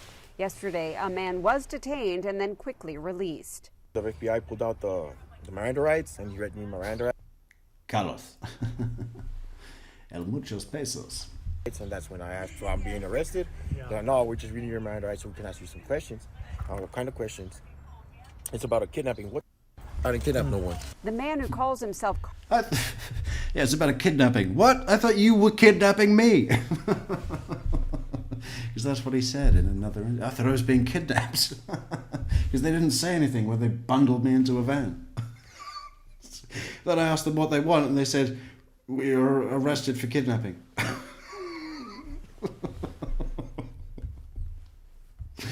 Too much. God, is that the manpower that they put at his house? He's lucky he didn't get fucking shot, isn't he? Jesus Christ. Yeah. Maybe ICE are going to be the ones to find her, to become the heroes of the nation. Carlos had been on the authorities' radar, though they're not saying specifically why. He says they thought he resembled... We're saying we wanted his phone, and we thought a good reason to get his phone would be to arrest him for the abduction of Nancy Guthrie. But, you know, we're interested in him for a completely unrelated situation, but never let a crisis go to waste. I mean, he was close by, and he's got eyes and a mouth, like the guy in the video, right? So, yeah, we thought we'd get Carlos's phone while we can. That's not an abuse of power. No. The man in these images from outside Nancy Guthrie's home. They told my mother-in-law. Okay. They showed her a video. Yeah, because they said that my eyes and my eyelashes look the same. To clear my name. That's all I want. More than 4,000 tips have come in just to the Pima County Sheriff's Office since this video was released. It shows a masked, armed man trying to disable the Nest camera at Guthrie's home. You have an individual who's coming to... Yeah, they already knew I had eyes, and then they found out I had eyebrows as well, and they said it's definitely him. Give us the phone. Break into a house, to either burglarize it or abduct somebody, and there's a doorbell camera, and he has no idea how to deal with it. Why didn't he bring a piece of tape? Why didn't he bring a magic marker? Why didn't he bring, spray paint? I mean, these are all things that. My first thought was spray paint, and that was before I'd heard any of these people talk about it, but a magic marker I wouldn't trust, actually. That's the one thing I wouldn't. Duct tape, peanut butter, melted chocolate, honey. No. If it's the clear honey, you might be able to see through the lens, the honey, right? But if it's Manuka. Somebody who has broken into locations before would know about. Former special FBI agent and ABC News contributor Rich Frankel says certain tells about this person may be helpful in the case, and the fact that authorities are searching the roads near Guthrie's house again may prove fruitful. The evidence response team, these people live for this. They love to do these type of searches, and their goal is to find that speck of evidence. So another guy in a Arctic silver suit with a frosty blue tie. I mean, is that a look in Arizona? Because I am not a fan. I wouldn't wear that suit in a million years. He looks like someone's best man. Where's the carnation, boss? Don't lose the ring. I mean, what the fuck? It's horrible. I can't stand it. So that will break a case. And Rich Frankel says it is normal procedure to go back to the scene looking for a fingerprint, a cigarette butt, a scrap of paper, really any. A cigarette butt? Yeah, right. That'd top it off, wouldn't it? Why don't you just take a shit in the kitchen? For the DNA. Anything that can help, David.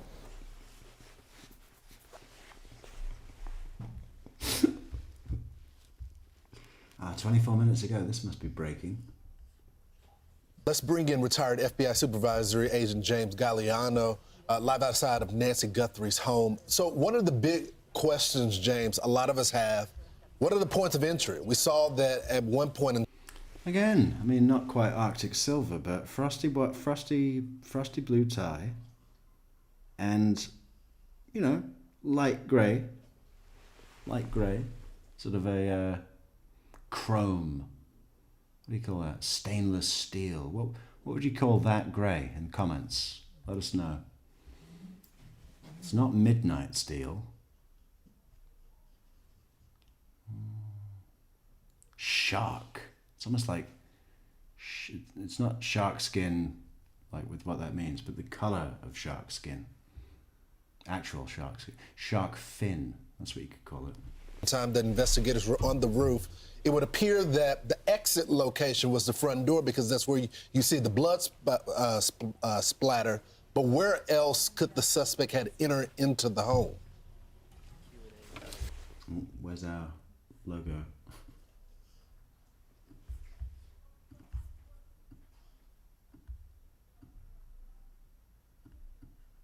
There you go. That's what the stencil would look like from the air. I've got the angle wrong, but essentially, you see what I mean. Call 0800 Stan for Big Stan's roof treatment. So, Lawrence, I'm going to take a look at this as a former FBI SWAT team leader, and so... Gunmetal grey. Oh, okay, I like that. Sort of a, what do you call it? A nickel, right? Nickel. Or cobalt. When we do a site survey on a potential location where we're trying to make entry into, and what are the things that I would see that would be difficult to make entry? Because remember, if you're a bad guy trying to get inside, or if you're the good guys going to make a rescue, you want to find the path of least resistance.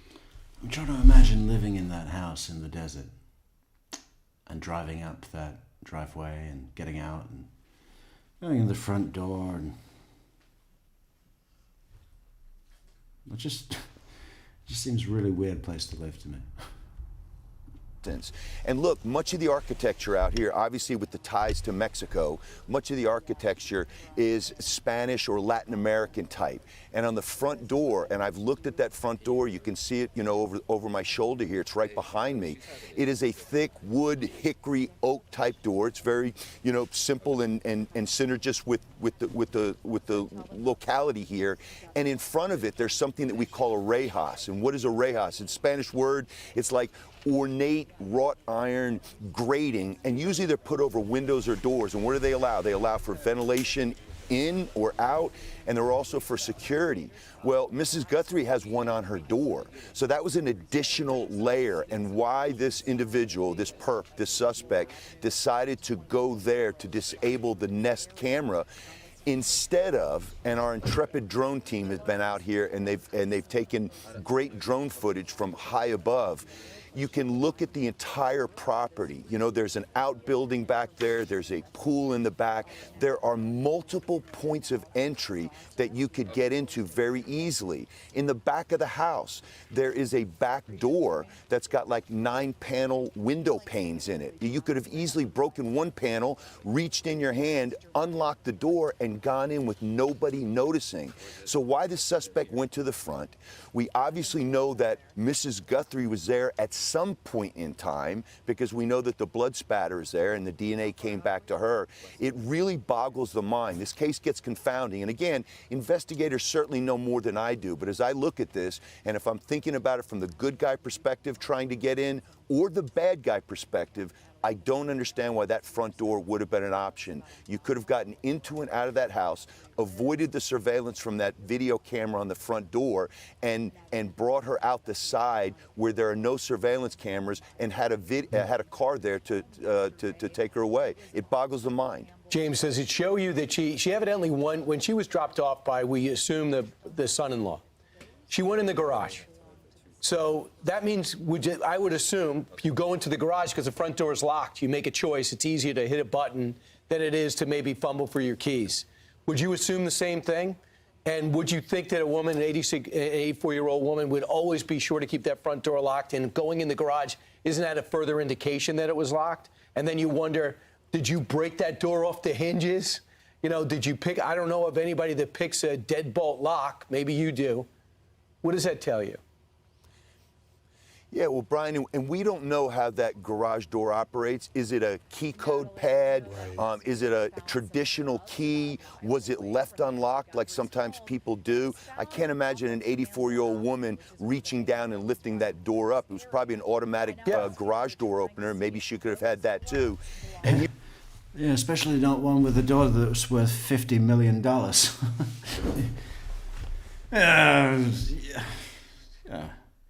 You know how much that's going to cost to install the automatic button for your garage? You can bend. You're only 84. It's good for you. It's good for the back. Shut up. Here's the question too. Did the perp follow her into the house? But then it begs the question, why would he go back around to the front unless there was a vehicle waiting and that was going to come at a prescribed time, or he was going to message somebody to pull up out front to bring Mrs. Guthrie out, and he wanted to make sure that the... Oh, that's interesting, isn't it? Maybe he didn't enter through the front door. That's a possibility. All we know at this point is that he was fucking with the camera using a rose bush. It wasn't a rose bush. We confirmed that last program. But maybe he'd already been into the house and had to go and deal with the camera after the fact. It's a good point. Unconfirmed. Nest camera didn't pick up the vehicle approach. Again, I'm completely befuddled by why you wouldn't have gone through just a number of first-floor windows that don't have the rejas on them. They don't have that ornate grates over them like you see on many of the houses here, and why you would choose the front door unless he thought he could coerce her or trick her, you know, some kind of ruse to get her to open the door. But when you're standing there dressed as he was, she's not going to open the door. So these are all the conflicting fact patterns, trying to figure out how this was. What I don't understand is this, and I'll close here. Why haven't we learned yet if forced entry was the means of entering the house? And why did law enforcement initially state that? And we've seen a photograph of the door. All we see is the blood and the rose bush. Bring out that picture again. So it's proof that they just don't give a fuck what they say. As long as they're saying something, they know that people will watch. Which I suppose is exactly the same as what I'm doing. Oh no. There's just so many images here. Ah, there it is. Oh no, that's only the floor. Oh, okay, we'll just show that. Just love that there's the rose bush in the picture. It's like, yeah, there's blood by the door and the rose bush. Do you think that means anything?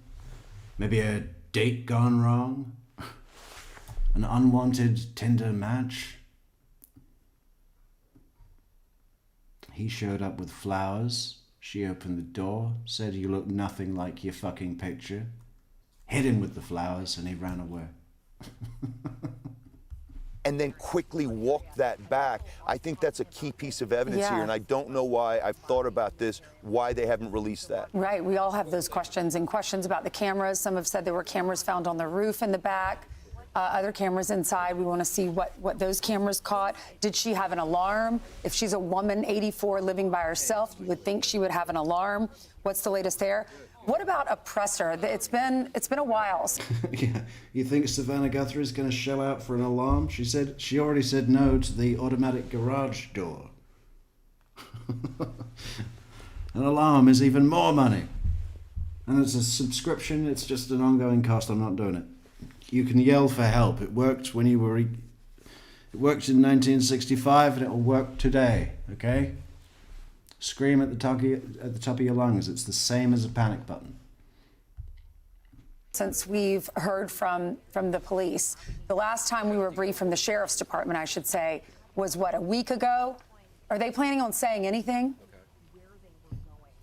Yeah, so Ainsley, we've been asking around about that because obviously, you know, we want to get as much news as we can. In the very beginning, I think that they realized that some.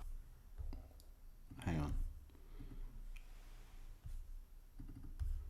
Never a missed opportunity for Big Stan's roof treatment. Look at that. Can I not change the angle here? That would be so good. Probably not.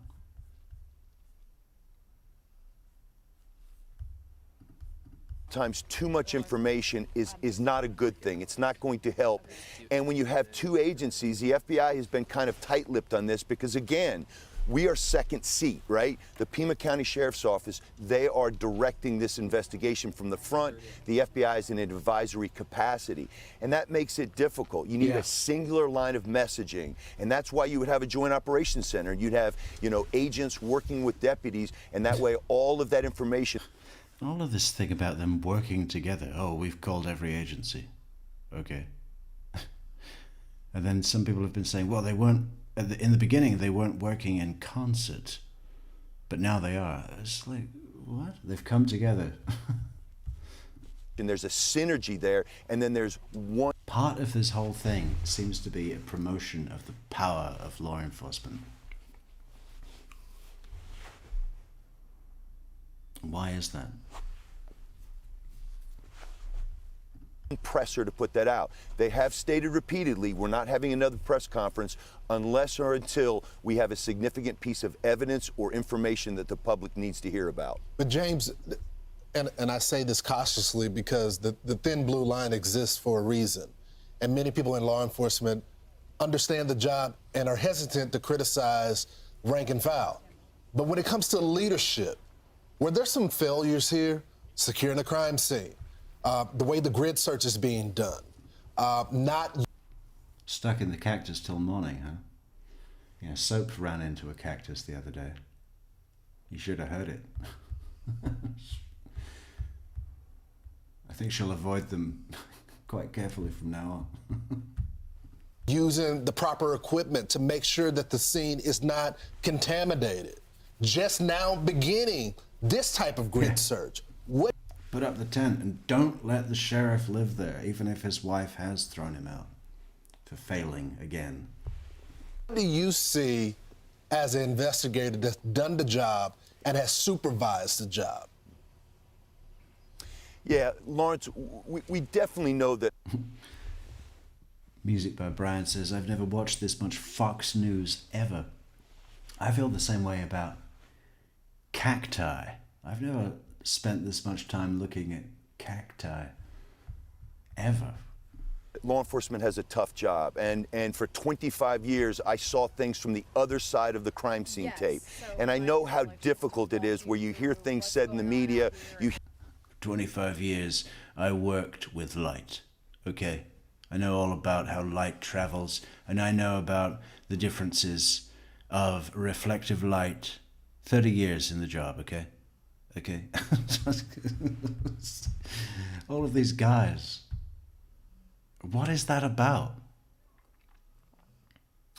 It's about the credibility, value of each individual network. Everybody's got to have an expert. It's like a trend, right? Because time was, you'd just have regular news reporters. And maybe they'd spoken to experts, but there's an increasing culture of the need. I mean, look at Surviving the Survivor. Best guests. Too many. I want to know what he has to say. I think he should do more shows without guests. It's fun. Hear somebody like me, an analyst, speculating about something, and you want to pull your hair out and say, that's wrong, that's not what's going on. When it comes to the conduct of the investigation, I will give the investigators the benefit of the doubt again, because they've got a different... And imagine searching around this area. It's like your job as a cop is like, okay, go out into the desert and search, but also be careful of snakes. Great day out. Thanks, Nancy. Difficult and arduous task. The terrain out here, just the 14-hour time gap that you guys painstakingly walked through at the top of the show this morning to talk about how long the bad guy or bad guys had to get away and be long way away from here before, authorities were notified. If I had to be critical of one thing, and I'll go on the record and say this, look, I'm a recovering elected official. The sheriff of Pima County, and it's not just him, sheriffs are historically elected positions. They're politicians first, and then they're also law enforcement officers. That's a tough position to be in because you've got to run for election again or re-election, and you've also got to think about serving the public, and it's a difficult capacity because law enforcement doesn't have to usually be elected. I would be critical of the messaging. I thought in the beginning, especially for a politician who are usually better speakers, I thought it was clumsy and it showed, look, the Pima County Sheriff's Office is 1,800 strong, 600 sworn deputies. They've got 9,000 miles of incorporated property here that they're in charge of. It's a large swath in territory, but I don't know, and I've looked up to see what the major cases that they had worked as a department, but I thought in the beginning, the mixed messaging that was sent out, the saying something and immediately walking back, if I had some critical things to say, that would be something I would want to see fixed, and I think not having more press conferences is probably their solution to that problem. Yeah, tell us less. So this way I can't be wrong. I just think at some point, if the FBI director says this is the Keystone Cops operation from the inside, not the outside, I think maybe the president's got to get involved and say, you know what, I'm putting the FBI in charge of this. There's too much at stake. We got too many assets here. We gave you a shot. The FBI's got to take command. That's what you guys do. I'd be very curious, unless the reality on the inside is there? It's much better than it seems on the outside.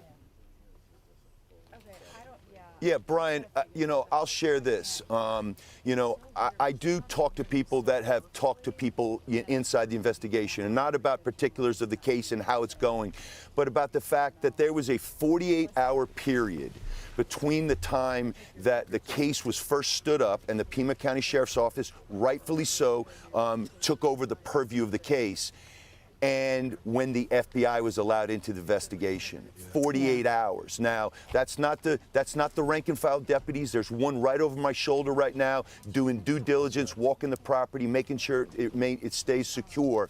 It is literally that type of territoriality, and that happens in everything, that causes things like this to happen. That 48-hour gap, the fact that you have an elected official in charge of a sheriff's department that doesn't want to seen as ceding to the 500-pound gorilla. But I agree with your points. This should be an investigation, in my estimation, that the FBI should take the lead now. Yeah. Thanks, James. Yep. When it's a matter of life or death, the best should be brought in immediately. The best of the best, the FBI, or is it the FAIB? Yeah, they got that video. They sifted through the haystack of needles. Ones and zeros, that's all it was. And they found it in the what was it? In the residual data of back-end systems. Somebody made the decision to push that meaningless phrase because they thought, if we just say it was in the server cache, that makes it sound worse because we didn't think to look. So we're gonna have to come up with something. What about the residual data in back-end systems? See, technically it's true, but it's framed as something much more glamorous than it was in the server cache. That everybody understands because we all have had to clear our cache, right? They couldn't call it that because they needed it to sound a lot more grand than it was because they were embarrassed, right? Well, I think I can say that with absolute certainty. This whole thing, in a way, I'm not saying I believe this to be true, but the whole thing has had the mark of some kind of publicity stunt.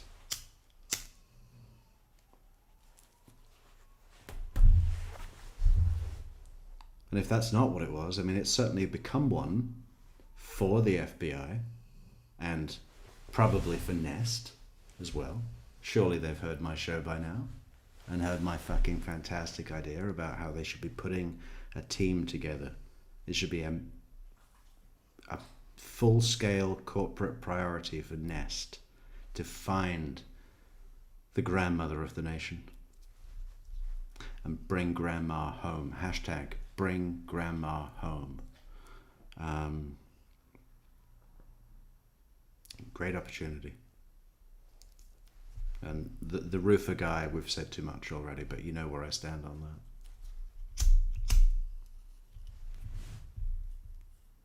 Might have to get involved. I'm Steve Ducey. I'm Brian Kilmeade. And I'm Ainsley Earhart. And I'm True Crime Metrix. Subscribe to the channel, like, share, leave a comment, and support the channel on buymeacoffee.com/True Crime Metrix. I don't know, how long have we got left? About 22 minutes. You want to throw some Wendy on? Kind of had enough of Nancy Guthrie, to be honest. It's like, okay, now they've found a glove. And tomorrow they're going to find a cactus. But there was something very unique about it. Oh, hang on. Former police officer calls out vindictive sheriff in Guthrie case. This is bad leadership. 8 minutes ago. We've got to check that out. Can't let that go unturned.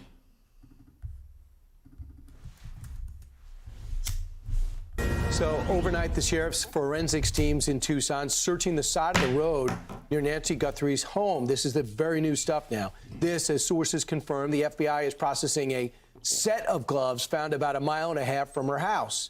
Lieutenant Randy Sutton joins us now. He served 24 years with the Las Vegas Metropolitan PD. He joins us live outside the Pima County Sheriff's. Hey, did you get my list of toys? Who's been naughty and nice? I am getting a Santa hat right now.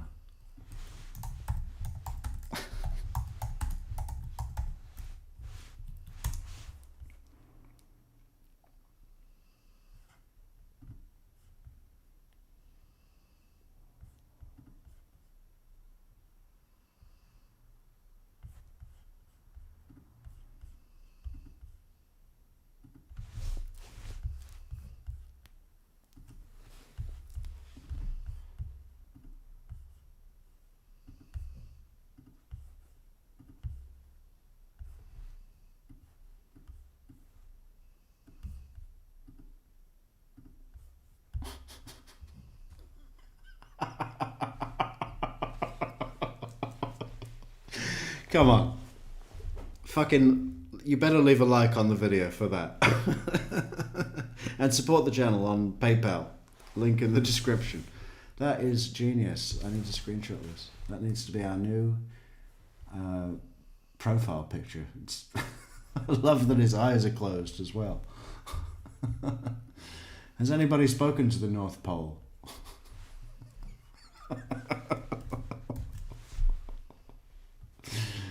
And the fact that the graphics around the video are red and white as well, that really adds something to the overall image, don't you think?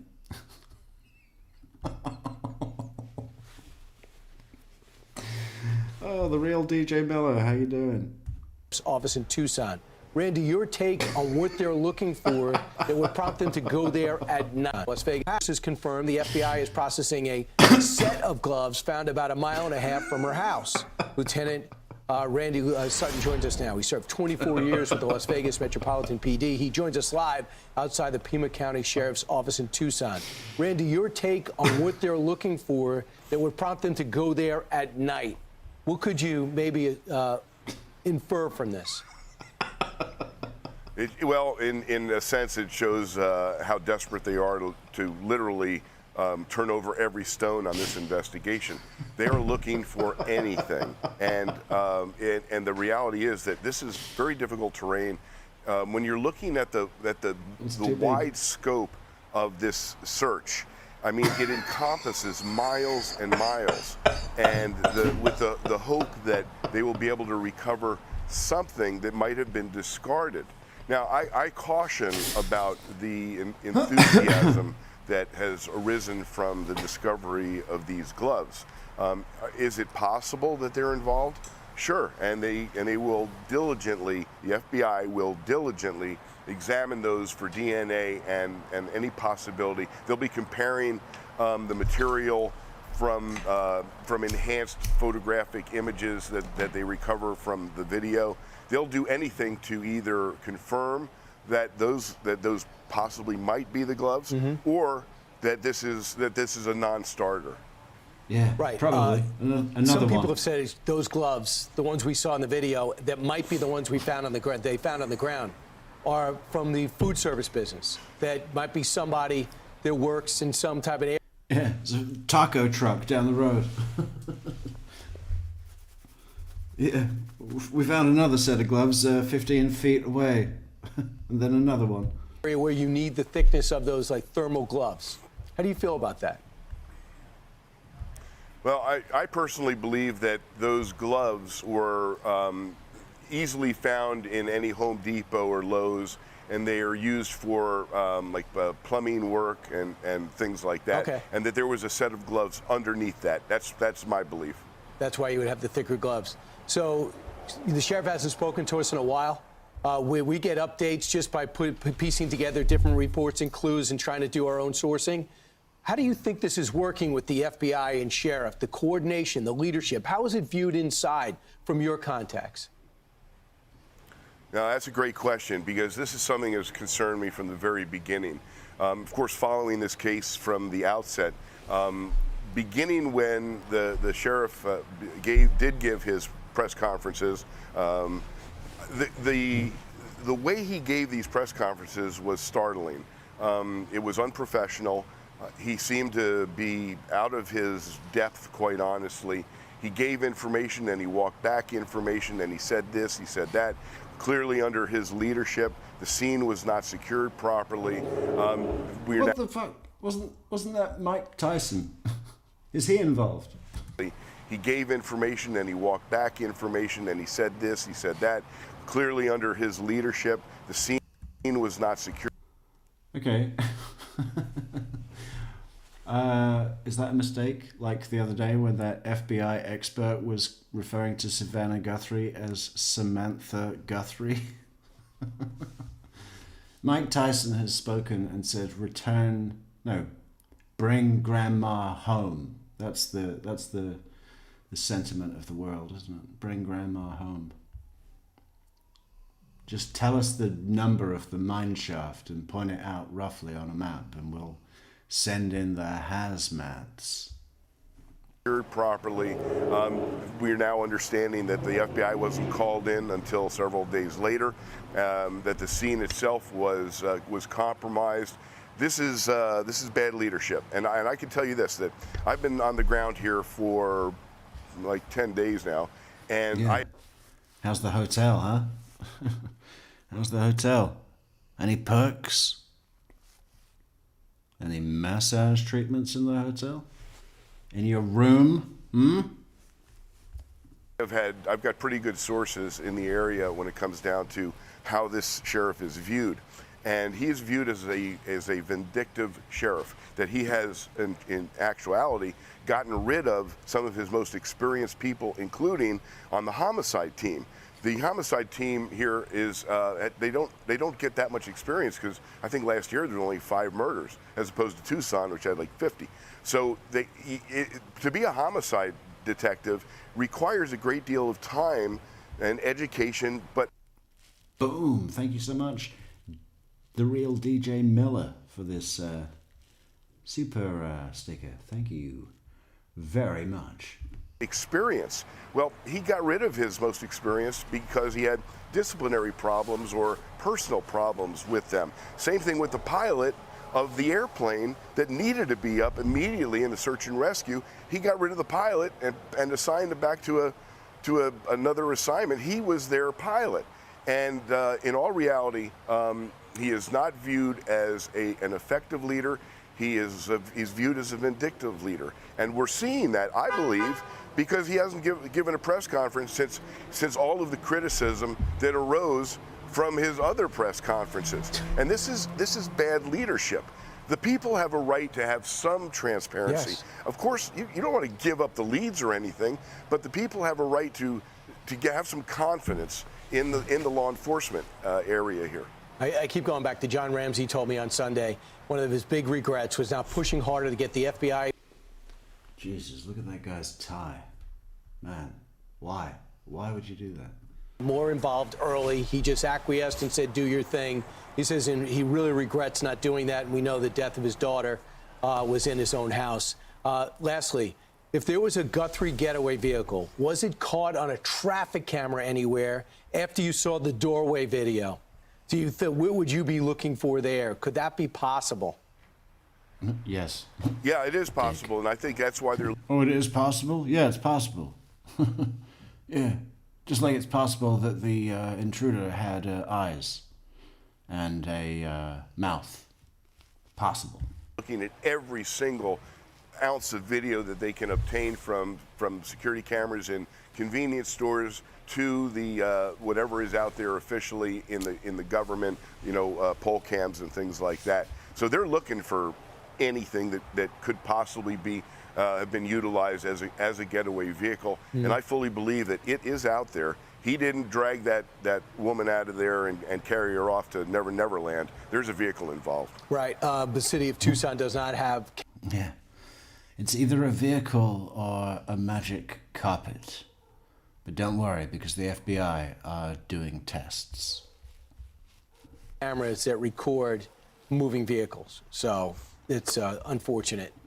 It could be a riding mower, to be honest. If it was indeed the gardener or the landscaper, we did see a riding mower with a body on the back, but we can't confirm if that's suspicious at this stage.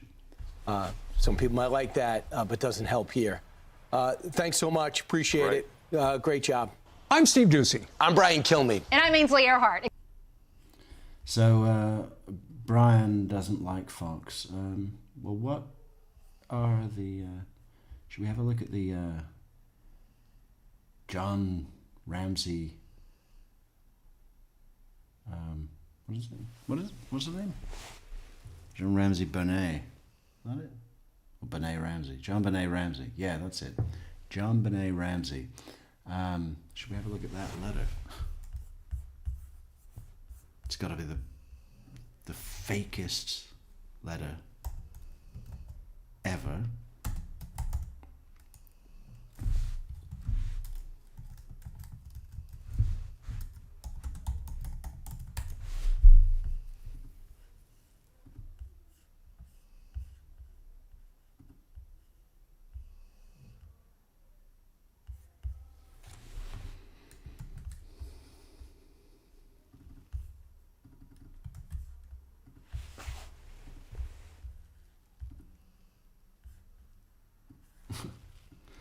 Mr. Ramsey, listen carefully. We are a group of individuals that represent a small foreign faction. We respect your business, but not the country that it serves. At this time, we have your daughter in our possession. She is safe and unharmed. And if you want her to see 1997, you must follow our instructions to the letter. You will withdraw $118,000 and 57 cents from your account. $100,000 will be paid in $100 bills, and the remaining 18 in $20 bills. Make sure that you bring an adequate size attaché or valise to the bank. When you get home, you will put the money in a brown paper bag. I will call you between 8 and 10 a.m. tomorrow to instruct you on delivery. The delivery will be exhausting, so I advise you to be rested. If we monitor you getting the money early, we might call you early to arrange an early delivery of the money, and hence an earlier pickup of your daughter. Any deviation of my instructions will result in the immediate execution of your daughter. You will also be denied her remains for proper burial. The two gentlemen watching over your daughter do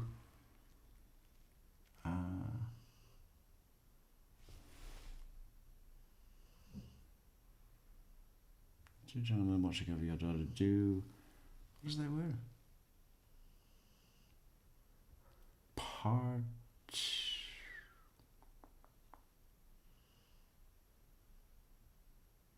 Particularly to the you, so I advise you not to provoke them. I don't know what he means. Speaking to anyone about your situation, such as police, FBI, etc., will result in your daughter being beheaded. If we catch you talking to a stray dog, she dies. If we catch you talking to a stray dog, she dies. If you alert bank authorities, she dies. If the money is in any way marked or tampered with, she dies. You will be scanned for electronic devices, and if any are found, she dies. You can try to deceive us, but be warned that we are familiar with law enforcement countermeasures and tactics. You stand a 99% chance of killing your daughter if you try to outsmart us.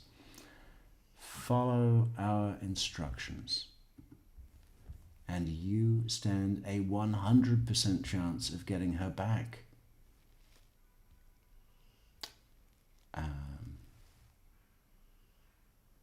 You and your family are under constant scrutiny, as well as the authorities. Don't try to grow a brain, John. You are not the only fat cat around, so don't think that killing will be defiant. So don't think that killing will be defiant. Don't think that killing will be defiant. Don't underestimate us, John. Use that good southern common sense of yours. It is up to you now, John. Victory, SBTC. Ridiculous, huh? I mean, who wrote that? The mother, right?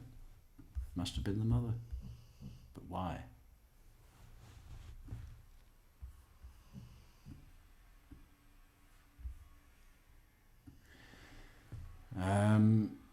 I think the brother might have hit her in the head with that train track, right? The model train thing. Punctured her brain. Hey, bro. Fucking with me. Hey, Monica, thank you so much for the 10 coffees. What does Monica say? Monica says... That is very much appreciated.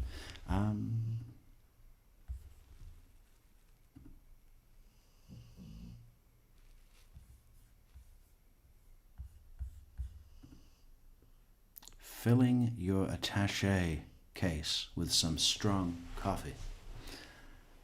My valise. It's called a valise. Thank you, Monica, for the 10 cups of coffee on buymeacoffee.com/true crime Metrix. We appreciate it. I think we're pretty much at a close, right? A couple of minutes early. Well, let's have a look at Wendy.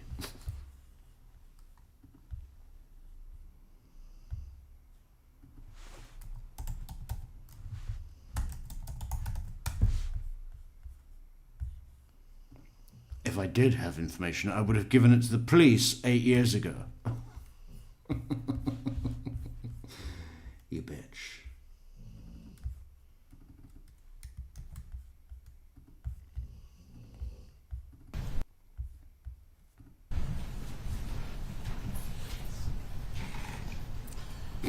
You can be seated. Please raise your right hand to be sworn. Do you swear or affirm the testimony you will give today in this trial will be the truth? You may be seated. Please adjust the microphone as you need to so you can be clearly heard. Ms. Kappelman, you may examine. Please state your name and spell your name. Wendy Adelson. For someone with such a fucked up haircut, she touches it a lot, doesn't she? He said adjust the microphone. Please raise your right hand to be sworn. Do you swear or affirm the testimony? Hey, look at that. Look at that. She looks like she's just been gangbanged, and maybe that's true, right? Testimony you will give today in this trial will be the truth. You may be seated. Please adjust the microphone as you need to so you can be clearly heard. Ms. Kappelman, you may examine. Please state your name and spell your name. Wendy Adelson, WendiAdelson. Ms. Adelson, where are you from? I'm from Coral Springs, Florida. And you live in another state now, currently, right? I do, yes, ma'am. All right. How are you employed? I'm an immigration attorney. How long have you been an attorney? Since 2006. And you're here pursuant to a state subpoena, is that correct? Yes. And that Except that bit in the middle. Since 2006, but since 2014 until present day, I've just been a whore. subpoena confers a type of immunity on you. Do you understand that? I do. Okay. Which means that nothing you say here in court pursuant to that subpoena can be used against you at a later time. Do you understand that? I do.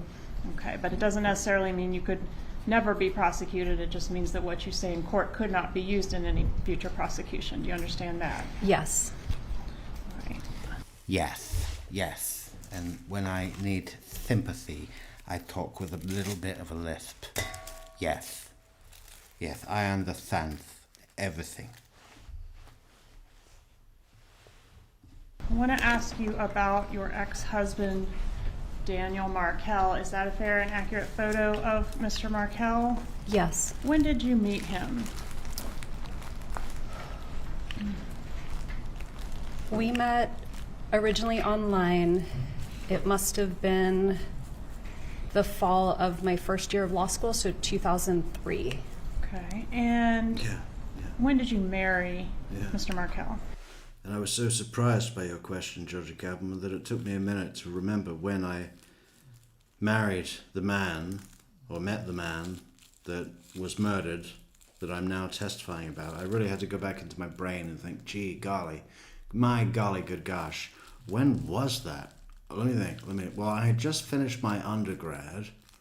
I was in DC, so when was that? That was 04, but we met online first, so I have to be nebulous about that. Probably around the fall of, I think August or October or March, something in the early 2000s. We married in February of 2006. Were you living in Tallahassee at some point as a married couple? Yes. When did you move to Tallahassee? What date was it in February? I think it was... It wasn't the 12th, was it? I think it was the 26th. Or... yeah.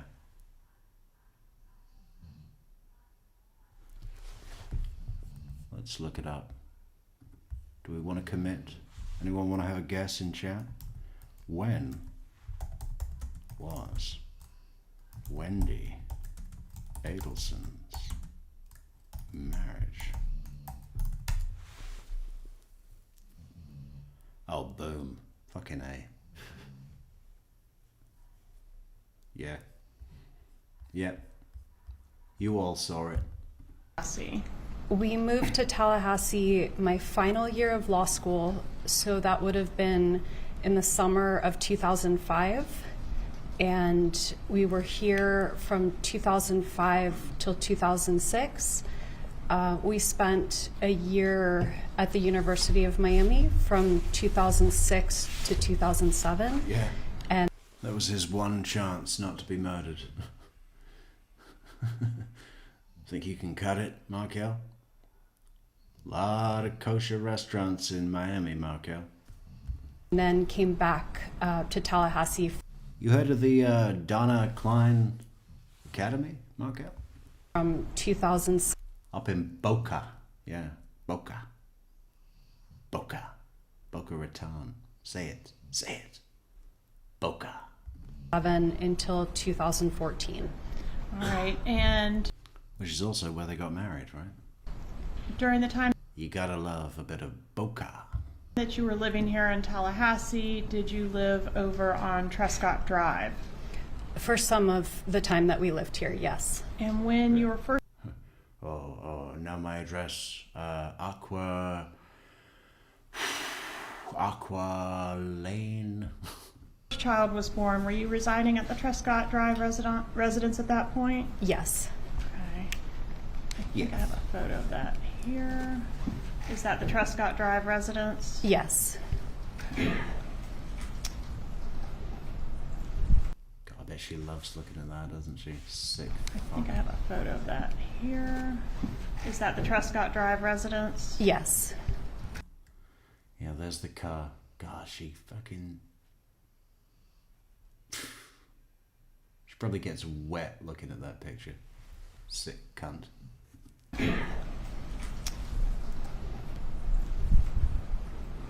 And how many children did you have with Mr. Markel? We have 2 children. What were their ages at the time of their father's death? It was 10 days before my older son's 5th birthday, so he was 4 turning 5, and our younger son was 3.5. The boys are 14 months apart.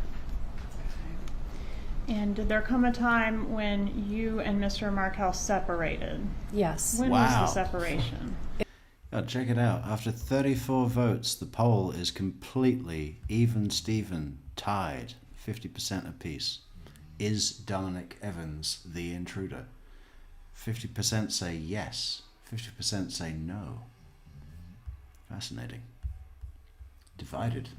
It was in the fall of 2012. Whose decision? What do I think?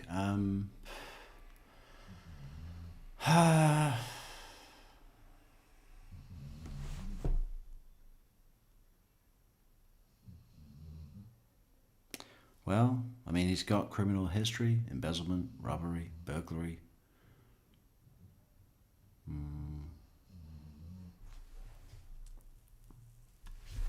What would be his motivation? Money? So that Rollo Tomasi would go to him and say, listen, you know, we wondered if you wanted to do something. Would you kidnap my wife's mother?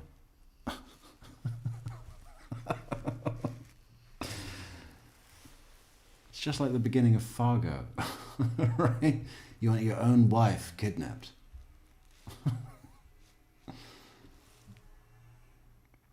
Yeah. I mean, what? They'd have to promise him what, $1 million? With nothing up front? I mean, super high risk. Do I think it's him? Probably not, would be my position on that, I guess. But it's close. I mean, features are consistent, but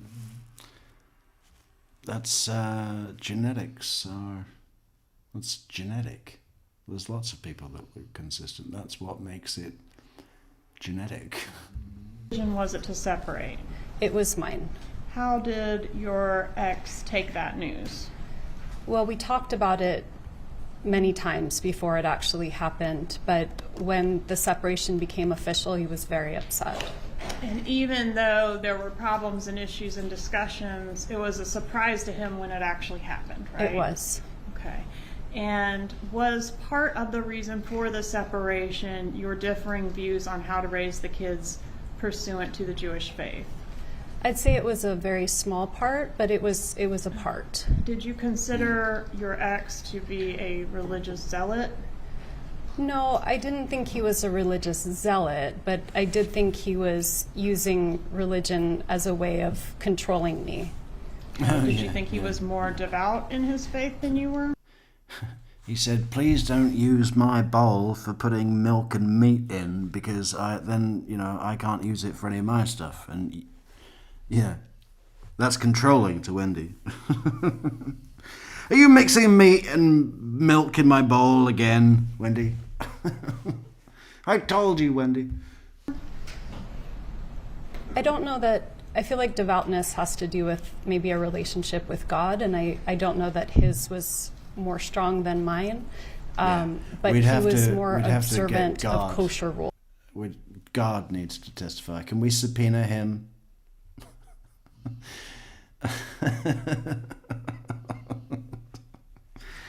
Yeah, sorry, I can't speak to what God thinks about my devoutness. Than I was. Okay, and can you explain for the jury what those imply for those of us Sure. that don't know? So keeping kosher has to do with separating milk from meat, something like you can't eat a cheeseburger. And it has to do with the ritual way that animals are. Yeah. Can I get a cheeseburger with extra milk? I want you to make a burger and then pour milk on the burger. So certain meats would be considered kosher or non-kosher. And then things like shellfish are not allowed, or pork would not be allowed. And so his beliefs changed over time. We used to have bacon, and then bacon became a no later on. All right. Bacon towers? Where's our beautiful bacon towers? Made for us by the gracious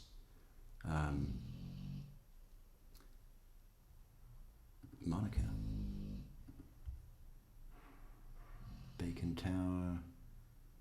Where are you?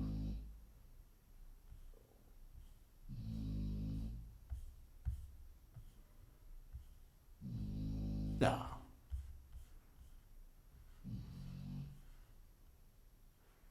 It's impressive. It's worth the wait. Just give me a second. Maybe it's in posts.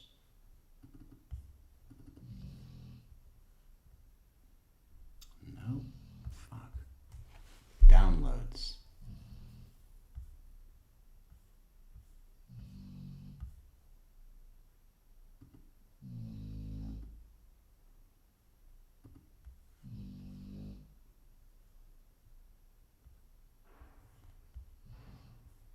Fuck.